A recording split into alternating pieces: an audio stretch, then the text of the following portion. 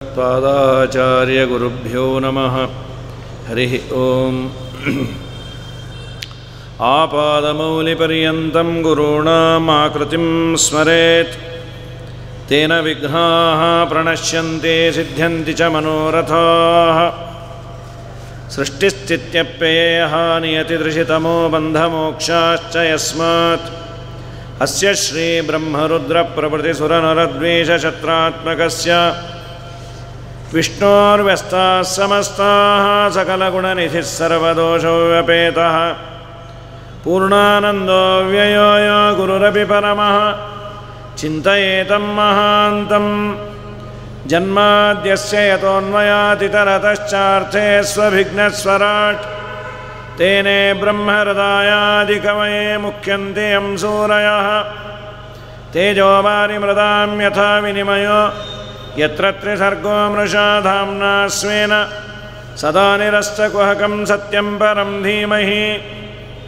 ಅಭ್ರಮಂ ಭಂಗರಹಿತಂ ಅಜಡಂ ವಿಮಲಂ ಸದಾ ಆನಂದತೀರ್ಥಮತುಲಂ ಭಜೆ ತಾಪತ್ರಯಾಪಹಂ. ಚಿತ್ರೈಃ ಪದೈಶ್ಚ ಗಂಭೀರೈರ್ವಾಕ್ಯೈರ್ಮಾನೈರಖಂಡಿತೈಃ ಗುರುಭಾವಂ ವ್ಯಂಜಯಂತೆ ಭಾತಿ ಶ್ರೀಜಯತೀರ್ಥವಾಕ್. ಕಂಸಧ್ವಂಸಿ ಪದಾಂಬೋಜ ಸಂಸಕ್ತೋ ಹಂಸಪುಂಗವಃ ಬ್ರಹ್ಮಣ್ಯಗುರುರಾಜಾಖ್ಯೋ ವರ್ತತಾಂ ಮಮ ಮಾನಸೆ. ತಂ ವಂದೇ ನರಸಿಂಹತೀರ್ಥನಿಲಯಂ ಶ್ರೀವ್ಯಾಸರಾಟ್ಪೂಜಿತಂ ಧ್ಯಾಯಂತಂ ಮನಸಾ ನೃಸಿಂಹಚರಣಂ ಶ್ರೀಪಾದರಾಜಂ ಗುರುಂ. ಅರ್ಥಿಕಲ್ಪಿತಕಲ್ಪೋಯಂ ಪ್ರತ್ಯರ್ಥಿಗಜಕೇಸರಿ ವ್ಯಾಸತೀರ್ಥಗುರುರ್ಭೂಯಾದಸ್ಮದಿಷ್ಟಾರ್ಥಸಿದ್ಧಯೇ. ತಪೋವಿದ್ಯಾವಿರಕ್ತ್ಯಾದಿಸದ್ಗುಣೌಘಾಕರಾನಹಂ ವಾದಿರಾಜಗುರೂನ್ ವಂದೇ ಹಯಗ್ರೀವದಯಾಶ್ರಯಾನ್. ಭಕ್ತಾನಾಂ ಮಾನಸಾಂ ಭೋಜಭಾನವೇ ಕಾಮಧೇನವೇ ನಮತಾಂ ಕಲ್ಪತರವೇ ಜಯೀಂದ್ರಗುರವೇ ನಮಃ. ಪ್ರಣಮತ್ಕಾಮಧೇನುಂಜವಜಸ್ಸುರತರೂಪಮಂ ಶ್ರೀಭಾವಬೋಧಕೃತ್ಪಾದ ಚಿಂತಾಮಣಿಮುಪಾಸ್ಮಹೇ. ಪೂಜ್ಯಾಯ ರಾಘವೇಂದ್ರಾಯ ಸತ್ಯಧರ್ಮರತಾಯ ಚ ಭಜತಾಂ ಕಲ್ಪವೃಕ್ಷಾಯ ನಮತಾಂ ಕಾಮಧೇನವೇ. ಸತ್ಯಾಭಿಜ್ಞಕರಾಬ್ಜೋತ್ಥಾನ್ ಪಂಚಾಶದ್ವರ್ಷಪೂಜಕಾನ್ ಸತ್ಯಪ್ರಮೋದತೀರ್ಥಾರ್ಯಾನ್ ನೌಮಿನ್ಯಾಯ ಸುಧಾರತಾನ್.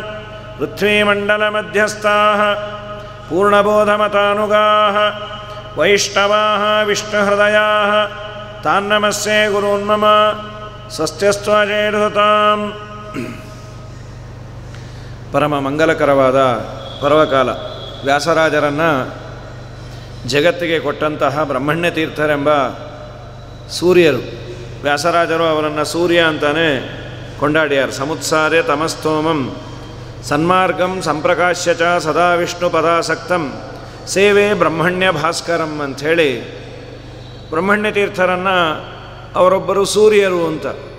ವ್ಯಾಸರಾಜರು ಇನ್ನು ಜನನ ಆದ ಮೇಲೆ ಆಶ್ರಮ ಕೊಟ್ಟರು ಅಂದರೆ ಸರಿ, ಜನನ ಆಗುವ ಮುಂಚೆಯೇ ಅವರ ತಂದೆ ತಾಯಿ ಗರ್ಭದಲ್ಲಿ ರತ್ನ ಇದೆ ಅಂತ ಕಂಡು ಹಿಡಿದು ಮಂತ್ರಾಕ್ಷತೆಯನ್ನು ಕೊಟ್ಟು ಅಂಥ ರತ್ನವನ್ನು ಜಗತ್ತಿಗೆ ಕೊಟ್ಟವರು ಬ್ರಹ್ಮಣ್ಯ ತೀರ್ಥರು. ಅವರ ಆರಾಧನೆ ಪ್ರಕೃತದಲ್ಲಿ ಭಗವಂತನ ಸ್ತೋತ್ರವನ್ನು ಸಾಯಂಕಾಲ ಅವರ ಮಹಿಮೆಯನ್ನು ಅನೇಕ ಜನ ಸೇರು ಇರ್ತಾರೆ, ಒಂದು ಕಾಲು ಗಂಟೆ ಹೇಳುವ. ಗೋಪಿಕಾ ಸ್ತ್ರೀಯರಿಗೆ ಕೃಷ್ಣನಲ್ಲಿ ಅಪಾರವಾದ ವಿಶ್ವಾಸ, ತನ್ಮಯತೆ ಎಲ್ಲ ಇತ್ತು. ವೇಣುನಾದವನ್ನು ಮಾಡಿದ. ವೇಣುನಾದವನ್ನು ಕೇಳಿ ಅವರು ಮನೆಯಲ್ಲಿ ಕೂಡ್ಲಿಕ್ಕೆ ಆಗಲಿಲ್ಲ ಅಂತ ಏನೇನೋ ಕೆಲಸ ಮಾಡ್ತಾ ಇದ್ದವರು ಬಿಟ್ಟು ಬಂದರು ಅಂತಾನೆ ಹೇಳ್ತಾರೆ. ಅವರು ಮಾಡ್ತಾ ಇದ್ದದ್ದು, ಒಬ್ಬಳು ಬಡಿಸ್ತಾ ಇದ್ಲು, ಅದನ್ನು ಬಿಟ್ಟು ಬಂದು. ಒಬ್ಬಳು ಮಗುವನ್ನು ಮುದ್ದಾಡ್ತಾ ಇದ್ಲು, ಅವಳು ಬಿಟ್ಟು ಬಂದಳು. ಇನ್ನೊಬ್ಬಳು ಊಟಕ್ಕೆ ಆಗ ಕೂತಿದ್ಲು ಪಾರಣೆಗೆ, ಅದನ್ನು ಬಿಟ್ಟು ಬಂದಳು. ಹೀಗೆಲ್ಲ ಮಾತುಗಳನ್ನು ಆಡಿ ಕಡೆಗೆ ಕೃಷ್ಣ ಅಂದ, ನೀವೆಲ್ಲ ಬರಬಾರದು. ಬತ್ತು ಶುಶ್ರೂಷಣಂ ಸ್ತ್ರೀಣಾಂ ಪರೋಧರ್ಮೋ ಕ್ಷಮಾಯಯ. ಕಪಟ ಇಲ್ಲದೆ ಗಂಡನ ಸೇವೆಯನ್ನು ಮಾಡಿದರೆ ಅದು ಪರಮಾತ್ಮನ ಸೇವೆಯಂತೆ. ಸ್ತ್ರೀಯರಿಗೆ ಪ್ರಧಾನವಾದ ಧರ್ಮ ಅಂತ ಶಾಸ್ತ್ರ ವಿಧಾನ ಮಾಡಿರೋದು.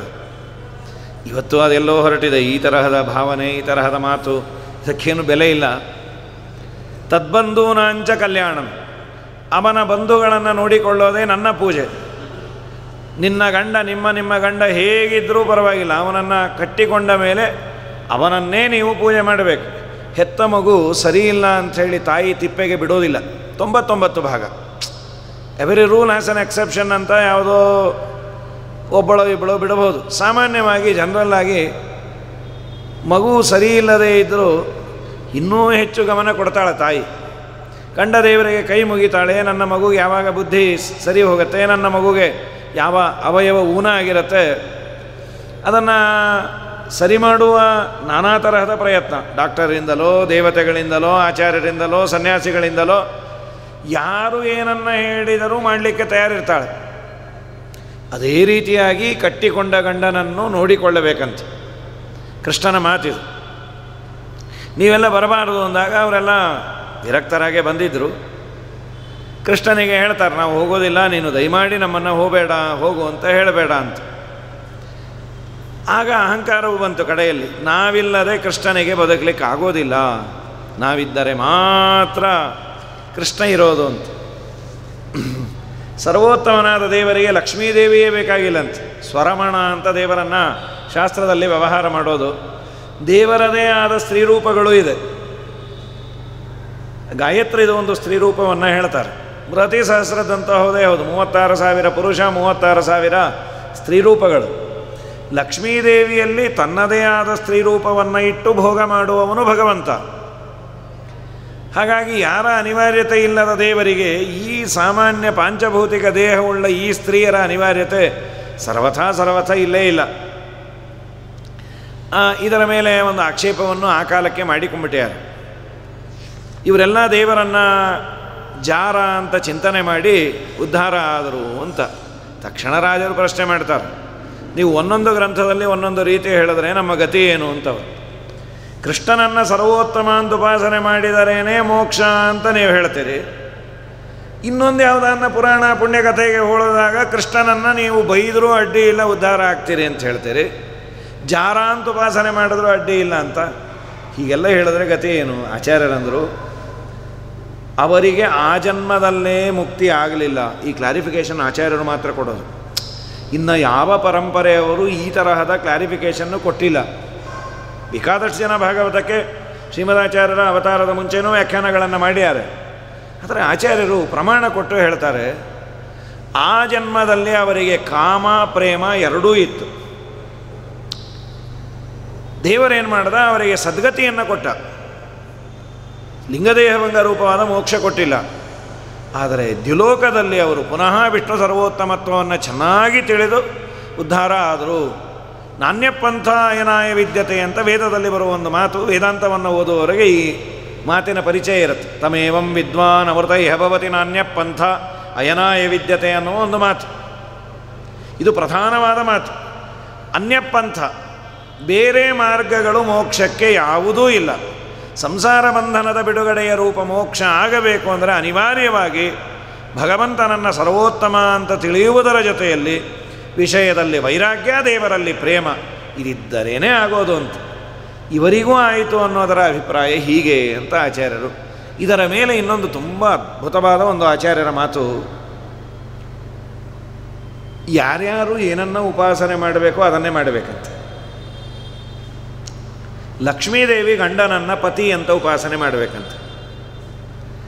ಬ್ರಹ್ಮದೇವರು ವಾಯುದೇವರು ಪಿತಾ ಅಂತ, ತಂದೆ ಅಂತ ಉಪಾಸನೆ ಮಾಡಬೇಕು. ಸರಸ್ವತಿ ಭಾರತಿ ಶ್ವಶುರ ಮಾವ ಅಂತ. ರುದ್ರದೇವರು ಗರುಡದೇವರು ಶೇಷದೇವರು ಪಿತಾಮಹ ಅಂತ. ಇನ್ನು ಅವರ ಕೆಳಗೆ ಬರುವ ಎಲ್ಲ ದೇವತೆಗಳು ದೇವರನ್ನು, ದೇವತೆಗಳಾಗಲಿ ನಾವಾಗಲಿ, ಪ್ರಪಿತಾಮಹ ಅಂತ, ಮುತ್ತಾತ ಅಂತ ಉಪಾಸನೆ ಮಾಡಬೇಕಂತ ದೇವರನ್ನು. ಹೀಗೆ ಯೋಗ್ಯೋಪಾಸನೆ ಮಾಡುವ ಒಂದು ಗುಂಪು ಅಪ್ಸರಾಸ್ತ್ರೀಯರಿದ್ದಾರೆ. ಅವರು ದೇವರನ್ನು ಜಾರ ಅಂತಾನೆ ಉಪಾಸನೆ ಮಾಡಬೇಕಂತ. ಆ ಗುಂಪಿನಲ್ಲಿ ಬಂದ ಕೆಲವರು ಗೋಪಿಕೆಯರು ಆ ರೀತಿ ಉಪಾಸನೆ ಮಾಡಿದರು ಅಂತ. ಇಷ್ಟೆಲ್ಲ ಆಯಿತು. ಆಗ ಚೆನ್ನಾಗಿ ಅಳತಾರೆ. ಪ್ರಾಮಾಣಿಕವಾಗಿ ಅತ್ತಾಗ ದೇವರ ವಿರಹದಿಂದ ದೇವರು ಇವರಿಗೆ ತೊಂದರೆಯನ್ನು ಕೊಡಬಾರದು ಅಂದ್ಕೊಂಡ. ಆ ಅತ್ತದ್ದು ಒಂದು ಗೀತೆ ಅಂತಾಯಿತು. ಸಾಮಾನ್ಯ ಒಂದು ಗೀತೆ ಅಂತ ಭಾಗವತ ಅನೇಕ ಗೀತೆಗಳಿದೆ. ಮೊದಲು ಶುರುವಾಗೋದು ಕಪಿಲಗೀತೆ ಅಂತ, ತೃತೀಯ ಸ್ಕಂದದಲ್ಲಿ ಕಪಿಲಗೀತೆ. ಇನ್ನು ಏಕಾದಶ ಸ್ಕಂದದಲ್ಲಿ ಒಂದು 4-5 ಗೀತೆಗಳಿದೆ. ದಶಮ ಸ್ಕಂದದಲ್ಲಿ ಇದೊಂದು ಗೋಪಿಗೀತೆ, ಭ್ರಮರಗೀತೆ, ಉದ್ಧವ ಗೀತೆ, ಹೀಗೆಲ್ಲ ಗೀತೆಗಳು. ಗೀತೆಯ ಹಿಂದೆ ಒಂದು ವೈರಾಗ್ಯದ ಹಿನ್ನೆಲೆ ತುಂಬ ಇರುತ್ತೆ. ಇವರು ದೇವರ ಸಲುವಾಗಿ ಆಳ್ತಾರೆ. ಅತ್ತಿದ್ದು ಒಂದು ಗೀತೆ ಅಂತಾಯಿತು, ಒಂದು ಪಾರಾಯಣದ ಮಟೀರಿಯಲ್ ಆಯಿತು. ತುಂಬ ಸುಂದರ ಅದನ್ನು ಅನೇಕ ಜನ ಪಾರಾಯಣ ಮಾಡೋದು. ಅದರಲ್ಲೂ ವ್ಯಾಸರಾಜ ಮಠದಲ್ಲಿ ವಿಶೇಷವಾಗಿ ಅದನ್ನು ಗಾನ ಮಾಡೋರು, ಅದರಲ್ಲೂ ವಿದ್ಯಾ ವಾಚಸ್ಪತಿಗಳು ತುಂಬ ಅದ್ಭುತ. ಅದರಲ್ಲಿ ಡಾಕ್ಟ್ರೇಟ್, ಭಾಗವತದಲ್ಲಿ ಡಾಕ್ಟ್ರೇಟು, ಸ್ಪೆಷಲೈಸೇಷನ್ ಇನ್ ಗೋಪಿಗೀತೆ ಅಂಥೇಳಿ ತುಂಬ ಚಂದ. ಗೋಪ್ಯವೂಚು ಜಯತಿ ತೇಧಿಕಂ ಜನ್ಮನಾ ವ್ರಜ ಶ್ರಯತ ಇಂದಿರಾ ಸಾಧು ತತ್ರ ಹಿ ದಯಿತ ದೃಶ್ಯತಾಂ ತ್ವಾಂ ದಿದ್ರಕ್ಷತಾಂ ತ್ವಯಿ ಧೃತಾಸವಃ ತ್ವಾಂ ವಿಚಿನ್ವತೆ ಜಯತಿ ತೇಧಿಕಂ ಜನ್ಮನಾ ವ್ರಜಃ. ಹೇ ದಯಿತ, ಪ್ರೀತ್ಯಾಸ್ಪದನಾದ ಭಗವಂತ, ಎಲ್ಲಕ್ಕಿನ್ನ ಹೆಚ್ಚು ಪ್ರೀತ್ಯಾಸ್ಪದವಾದವನನ್ನು ದಯಿತ ಅಂತ ಕರೆಯುವ ಸಂಪ್ರದಾಯ. ಸಂಸ್ಕೃತದ ಪದ ಅದು. ದಯಿತ ಅಂದರೆ ಮನಸ್ಸಿಗೆ ಬಹಳ ಬೇಕಾದವರು ಅಂತ. ಹೇ ದಯಿತ, ಪ್ರೀತ್ಯಾಸ್ಪದನಾದ ಭಗವಂತ ಕೃಷ್ಣ, ತೇ ಜನ್ಮನ, ನೀನು ಯಾವತ್ತೂ ಅವತಾರ ಮಾಡಿದೆ, ಅವತಾರ ಮಾಡಿದ ದಿವಸದಿಂದ ಜಯತಿ, ನಂದವ್ರಜ, ವ್ರಜ ಅಂದರೆ ಗೋಕುಲ, ನಮ್ಮ ಗೋಕುಲ ಜಯತಿ, ತುಂಬ ಉತ್ಕೃಷ್ಟವಾಗಿದೆ, ತುಂಬ ಶ್ರೀಮಂತ ಊರಾಯಿತು. ಯಾಕೆ ಕೃಷ್ಣ ಬಂದ ಮೇಲೆ ಶ್ರೀಮಂತ ಊರಾಗಲಿಕ್ಕೆ ಏನು ಕಾರಣ ಅಂದರೆ, ಲಕ್ಷ್ಮೀ ಬಂದರೆ ಶ್ರೀಮಂತ ಊರಾಗಬೇಕು, ದೇವರು ಬಂದರೆ ಏನು ಶ್ರೀಮಂತಿಕೆ? ಅದಕ್ಕಂದ್ರೂ ನೀನು ಯಾವತ್ತು ನಮ್ಮೂರಿಗೆ ಕಾಲಿಟ್ಟೋ ಅವತ್ತು ಲಕ್ಷ್ಮೀದೇವಿಯು ನಿನ್ನ ಜೊತೆಯಲ್ಲಿ ಬಂದು, ಬರೋದು ಅವಳು ಇಂದಿರಾ ಅನ್ನೋ ರೂಪದಿಂದ ಬಂದು, ಇದಿ ಪರಮೈಶ್ವರ್ಯೇ ಅಂತ ಅದು ವರ್ಬದು. ಇಂದಿಂ ರಾತೀತಿ ಇಂದಿರಾ ಅಂತ, ಪರಮೈಶ್ವರ್ಯವನ್ನು ಕೊಡುವ ರೂಪಕ್ಕೆ ಇಂದಿರಾ ಅಂತ ಹೆಸರು. ವಿಜಯಧ್ವಜರು ವ್ಯಾಖ್ಯಾನವನ್ನು ಮಾಡ್ತಾ, ಪರಮೈಶ್ವರ್ಯವನ್ನು ಕೊಡುವ ರೂಪದಿಂದ ಶಯತ ಇಂದಿರಾ ಸಾಧು ತತ್ರಹಿ. ಪರಮಾತ್ಮ ಎಲ್ಲಿ ಬಂದಲ್ಲೂ ಲಕ್ಷ್ಮೀದೇವಿ ಬಂದಿರ್ತಾಳೆ, ಯಾಕೆ ನಿತ್ಯಾಭಿಯೋಗಿನಿ, ಬಿಟ್ಟು ಇರೋ ಪ್ರಶ್ನೆನೇ ಇಲ್ಲ. ಆದರೆ ಅನುಗ್ರಹೋನ್ಮುಖಳಾಗಿ ಬರೋದು ಬೇರೆ, ದುರ್ಗೆಯಾಗಿ ಬರೋದು ಬೇರೆ. ಕಂಸನ ಊರಿನಲ್ಲಿ ದುರ್ಗೆಯಾಗಿ ಬಂದವಳು, ನಂದವ್ರಜಕ್ಕೆ ಇಂದಿರೆಯಾಗಿ ಬಂದು, ಶಯತ ಇಂದಿರಾ ಸಾಧು ತತ್ರಹಿ. ಕಂಸನ ಮನೆಯಲ್ಲಿ ನಾಶ ಆಯಿತು ದುರ್ಗೆಯಾಗಿ ಬಂದದರಿಂದ. ಶಯತ ಇಂದಿರಾ ಸಾಧು ತತ್ರಹಿ. ಆದ್ದರಿಂದ ನಮ್ಮೂರು ತುಂಬ ಶ್ರೀಮಂತ ಊರಾಯಿತು. ಹೇ ಭಗವಂತ, ನಿನ್ನನ್ನು ನೋಡಬೇಕು ಅಂತ ನಮಗೆ ಅಪೇಕ್ಷೆ. ತ್ವಯಿ ಗತಾಸವಃ. ಸಾಮಾನ್ಯ ಇಲ್ಲೆಲ್ಲ ನಾವು ನೀವು ಆಡುವ ಮಾತುಗಳು, ಡೈಲಾಗ್ಸ್ ಎಲ್ಲ ಇರುತ್ತಲ್ಲ, ನಿನ್ನಲ್ಲೇ ನನ್ನ ಪ್ರಾಣ, ಓನಲ್ಲ, ಯಾವನಲ್ಲವೂ ಇಲ್ಲ, ಗಿಲ್ಲವೂ ಇಲ್ಲ. ಇದು ನಿಜವಾಗಲೂ ಗೋಪಿಕೆಯರು ಆಡಿದರೆ ಅದಕ್ಕೆ ಅರ್ಥ ಇದೆ. ಯಾಕೆಂದರೆ ಕೃಷ್ಣನಿಗಾಗಿ ಪ್ರಾಣವನ್ನು ಪರಿತ್ಯಾಗ ಮಾಡಲಿಕ್ಕೆ ಸಾಮೂಹಿಕ ಸಂಕಲ್ಪ ಮಾಡಿದ ಪುಣ್ಯಾತ್ಗಿತ್ತೆಯರು. ಕೃಷ್ಣನಿಗಾಗಿ ಪ್ರಾಣವನ್ನು ಬಿಡ್ತೇವೆ ಅಂತ ಹೋದರು. ಹೌದು, ಕೃಷ್ಣನಲ್ಲಿ ಇವರಿಗೆ ಭಕ್ತಿ ಇದೆ ಅಂತ ಯಾರು ಸರ್ಟಿಫೈ ಮಾಡಬೇಕು? ನನಗೆ ದೇವರಲ್ಲಿ ತುಂಬ ಭಕ್ತಿ ಇದೆ, ಪುಣ್ಯಕ್ಕದು ಕಾಣುವ ಐಟಮ್ ಅಲ್ಲ ಅದು. ಏನೋ ಮಡಿ ಉಟ್ಕೊಂಡೆ, ಓಕೆ, ಇವರು ಮಡಿ ಉಟ್ಕೊಂಡಿದ್ದಾರೆ. ಹೃದಯದ ಶುದ್ಧಿ, ಭಕ್ತಿ ಇದೆಲ್ಲ ಒಳಗಿಂದಿದು. ಅದು ಗೊತ್ತಾಗೋದು ದೇವರಿಗೆ ಮಾತ್ರ. ಇವನು ಭಕ್ತಿ ಮಾಡ್ತಾನೋ ನಾಟಕ ಆಡ್ತಾನೋ ಅನ್ನೋ ದೇವ್ರಿಗೆ ಗೊತ್ತು. ಆದರೆ ಸ್ವಯಂ ದೇವರೇ ನನ್ನ ಭಕ್ತರು ಅಂತ ಇವರನ್ನು ಸರ್ಟಿಫೈ ಮಾಡಿದ್ದರಿಂದ ಇವರು ಭಕ್ತರು. ಉದ್ಧವರನ್ನು ಕೊಟ್ಟು ಕಳಿಸ್ದ. ಏಕಾಸ್ಕಂದ ಭಾಗವತದಲ್ಲಿ ಹೇಳ್ದ, ಕೃಷ್ಣ ನಿನ್ನನ್ನು ಆರಾಧನೆ ಮಾಡಿ ಯಾರಾದರೂ ಉದ್ಧಾರ ಆಗಿದಾರಾ ಅಂತ ಕೇಳಿದ ಕೂಡಲೇ ಮೊದಲು ಹೇಳಿದ ಹೆಸರೇ ಗೋಪಿಕೆ ಇರೋದು. ಸೊ ಯಾರಲ್ಲಿ ಭಕ್ತಿಯನ್ನು ಮಾಡಿದ್ದೇವೆ ಅಂತ ನಾವು ಹೇಳ್ತೇವೆ, ಆ ವ್ಯಕ್ತಿಯೇ ಇವರು ನನ್ನ ಭಕ್ತರು ಅಂತ ಸರ್ಟಿಫೈ ಮಾಡಿದ್ರೆ ಅದಕ್ಕೆ ವ್ಯಾಲಿಡಿಟಿ. ಪುಣ್ಯಕ್ಕೆ ನಮಗೆ ಯಾರೂ ಆ ಥರ ಸರ್ಟಿಫಿಕೇಟ್ ಕೊಡೋರು ಇಲ್ಲ, ಯಾಕೆಂದ್ರೆ ಗೊತ್ತಾಗೋದಿಲ್ಲ. ನಾಟಕನೂ ಆಡ್ಬೋದು, ಭಕ್ತಿಯನ್ನು ಮಾಡ್ಬೋದು. ಆದರೆ ವಿಶೇಷ ಭಕ್ತಿಯನ್ನು ಅವರು ಮಾಡಿದ್ದರಿಂದ ಕೃಷ್ಣನೇ ಅವರನ್ನೇ ಸ್ವೀಕಾರ ಮಾಡಿದ. ಎಲ್ಲಿವರೆಗೂ ಅಂದರೆ, ಕೃಷ್ಣ ಯಾವ ಲೆವೆಲ್ಲಿಗೆ ಹೇಳಿದ ಅಂದರೆ, ಕೃಷ್ಣ ಅಲ್ಲಿ ಫಿಸಿಕಲ್ ಆಗಿದ್ದಾನಂತೆ. ನಿಮ್ಮ ಮನಸ್ಸೇ ದೇವರ ಮನೆಯಂತೆ ಅಂತ ಹೇಳಿ ಕಳಿಸ್ಬೇಕಾದ್ರೆ ನಿಜವಾದ ಭಕ್ತರು ಗೋಪಿಕಾಸ್ತ್ರೀಯರು. ಅದಕ್ಕೆ ನಿನ್ನಲ್ಲೇ ಮನಸ್ಸಿದೆ ಅಂತ ಸುಳ್ಳು ಪಳ್ಳು ಹೇಳ್ತಾ ಇಲ್ಲ ಅವರು, ನಿಜವಾಗಲೂ ನಿನ್ನಲ್ಲೇ ಮನಸ್ಸಿದೆ. ತ್ವಯಿ ಗತಾಸವಃ ತ್ವಾಂ ವಿಚಿನ್ವತೆ. ನಿನ್ನನ್ನೇ ಹುಡುಕ್ತಾ ಇದ್ದೀವಿ ಕೃಷ್ಣ, ನೀನಿಲ್ಲದೆ ನಾವಿರ್ಲಿಕ್ಕಾಗೋದಿಲ್ಲ. ಇದು ಒಂದು ಸುಂದರವಾದ ಅರ್ಥ. ನಮ್ಮ ಸತ್ಯಧರ್ಮ ಸ್ವಾಮಿಗಳು ಇದಕ್ಕೆ ಇನ್ನೊಂದು ವ್ಯೂನಲ್ಲಿ ಅರ್ಥ ಬರೀತಾರೆ. ಜಯತಿ ತೇಧಿಕಂ ಅನ್ನೋದನ್ನು ಅವರು ಬಿಡಿಸ್ತಾರೆ. ಜ ಯತೀತ ಇಧಿಕಂ ಅಂತ ಪದಚ್ಛೇದ ಮಾಡಿದ್ರು. ಜ ಅನ್ನುವ ಪದಕ್ಕೆ, ಆ ಅಕ್ಷರಕ್ಕೆ ಒಂದು ಕೋಶವನ್ನು ಕೊಡ್ತಾರೆ. ಜೋ ಜೇತರಿ. ಜ ಅಂದರೆ ಜಯಶೀಲ ಅನ್ನೋದಕ್ಕೆ ಅಬ್ರಿವೇಷನ್ ಅಂತ. ದೇವರನ್ನು ಸಂಬೋಧನೆ ಮಾಡೋದು, ಹೇ ಜ ಜಯಶೀಲನಾದ ಭಗವಂತನೇ. ಜ ಅಂತಾದ ಮೇಲೆ ಉಳಿದದ್ದು ಯತಿ. ತೇಧಿಕಂ ಅನ್ನೋ ಕಡೆ ಯತಿತ ಅಂತ ಮಾಡಿ ಇಧಿಕಂ ಅಂತ ಪದಚ್ಛೇದ ಮಾಡ್ಯಾರ. ಸಮಸ್ತ ಪದ ಮಾಡಿ ಜಯತಿ ತೇಧಿಕಂ ಅನ್ನೋದನ್ನು ಜ ಯತಿತ ಇಧಿಕಂ. ಯತಿತ ಅಂದರೆ ಯತಿತ್ವ, ಯತಿಧರ್ಮ, ಸನ್ಯಾಸ. ದೇವರು ಹೇಳದಂತೆ, ಸದಾ ನನ್ನ ಹತ್ತಿರ ಹೆಣ್ಣುಮಕ್ಕಳು ಇದ್ದು ನನಗೆ ತುಂಬ ಬೇಜಾರಾಗಿದೆ. ಯಾರಿಗೆ ಯಾವುದು ತುಂಬ ಇರುತ್ತೆ ಅದರ ಬಗ್ಗೆ ಅಲರ್ಜಿ ಇರುತ್ತೆ ಅಂತ. ಈ ತುಂಬ ಒಳ್ಳೆಯ ಭಕ್ಷ್ಯ ಈಕ್ಷೆ ಮಾಡಿದವರು ಆ ಹೊಗೆ ಕುಡದೆ ಸಾಕಾಗಿರುತ್ತೆ. ಏನು ಪುಣ್ಯಾತ್ಮರು ದಿನೋ ನೀವು ಭಕ್ಷ್ಯ ತಿಂತೀರಾ, ಅವರೇನಿಲ್ಲ, ತಿಳಿ ಸಾರು, ಒಂದು ಲೋಟ ಮಜ್ಜಿಗೆ. ವೈರಾಗ್ಯ ಬರದೇ ಇರೋದು ಅಂದರೆ ಎರಡೇ ಅಂತ. ಒಂದು ಹಣ ಸಂಪಾದನೆ ಮಾಡಬೇಕು ಅಂತ, ಇನ್ನೊಂದು ಬದುಕಿರಲೇಬೇಕು ಅನ್ನೋ ಬಯಕೆ. ಇದೆರಡರ ಮೇಲೆ ಮಾತ್ರ ವೈರಾಗ್ಯ ಬರೋದಿಲ್ಲ. ಮಹಾಭಾರತ ಹರಿವಂಶ ಎಲ್ಲ ಹೇಳೋದು ನಮ್ಮೆಲ್ಲವೂ ಜೀರ್ಣ ಆಗತ್ತೆ. ತಲೆ ಕೂದಲು ಜೀರ್ಣ ಆಯಿತು, ಹಲ್ಲುಗಳು ಜೀರ್ಣ ಆಯಿತು, ದೇಹದಲ್ಲಿರೋ ಶಕ್ತಿ ಜೀರ್ಣ ಆಯಿತು. ಜೀವಿತಾಶ ಧನಾಶಾಚ, ಬದುಕಿರಬೇಕು ಅನ್ನೋ ಬಯಕೆ, ಬದುಕಿರೋವರೆಗೂ ಸಂಪಾದನೆ ಮಾಡ್ತಾನೇ ಇರಬೇಕು ಅನ್ನೋ ಬಯಕೆ. ಅಲ್ಲ, ಇದನ್ನು ಯಾರಿಗೆ ನೀವು ಇಡ್ತೀರಿ? ಯಾರಿಗೋ ಇಡ್ತೀವಿ, ಬಾಯಿ ಮುಚ್ಕೊಂಡಿರ್ರಿ, ಮಾಡಬೇಕು. ನನಗೆ ಏನಂದರೆ ಇದು ನನಗೆ ಉಪಯೋಗ ಇಲ್ಲ ಅನ್ನೋದು ಗೊತ್ತಿಲ್ಲದೆ ನಾನು ಸಂಪಾದನೆ ಮಾಡ್ತಾ ಇರ್ತೇನಂತೆ. ಇದೆರಡು ಮನುಷ್ಯನಿಗೆ ಮಾತ್ರ ಕಡಿಮೆ ಆಗೋದಿಲ್ಲ ಅಂತ ಯಯಾತಿಯ ಬಗ್ಗೆ ಹೇಳಬೇಕಾದ್ರೆ ಭಾಗವತ, ಮಹಾಭಾರತ, ಹರಿವಂಶ ಎಲ್ಲ ಪುರಾಣಗಳು ಈ ಮಾತನ್ನು ಹೇಳಿದೆ. ನಮ್ಮ ಅನುಭವವೂ ಅದು ಇದೆ. ಹೀಗಾಗಿ ಮನುಷ್ಯನಿಗೆ ಲಿಮಿಟ್ಟೇ ಇಲ್ಲಂತೆ. ಇಷ್ಟು ದೊರಕಿದರೆ ಮತ್ತಷ್ಟು ಬೇಕೆಂಬಾಸೆ, ಅಷ್ಟು ದೊರಕಿದರೆ ಇನ್ನಷ್ಟು ಬೇಕೆಂಬಾಸೆ, ಕಷ್ಟಬೇಡೆಂಬಾಸೆ, ಕಡು ಸುಖವ ಕಾಂಬಾಸೆ, ನಷ್ಟ ಜೀವನದಾಸೆ, ಪುರಂದರ ವಿಠಲ ಭಿನ್ನಹಕ್ಕೆ ಬಾಯಿಲ್ಲವಯ್ಯ. ಇದನ್ನು ಯಾರ ಮುಂದೂ ನಾವು ಹೇಳೋದು ಬೇಕೇ ಆಗಿಲ್ಲ. ನಮ್ಮನ್ನು ನಾವು ಟೆಸ್ಟ್ ಮಾಡಿಕೊಂಡ್ರೆ ಗೊತ್ತಾಗತ್ತೆ.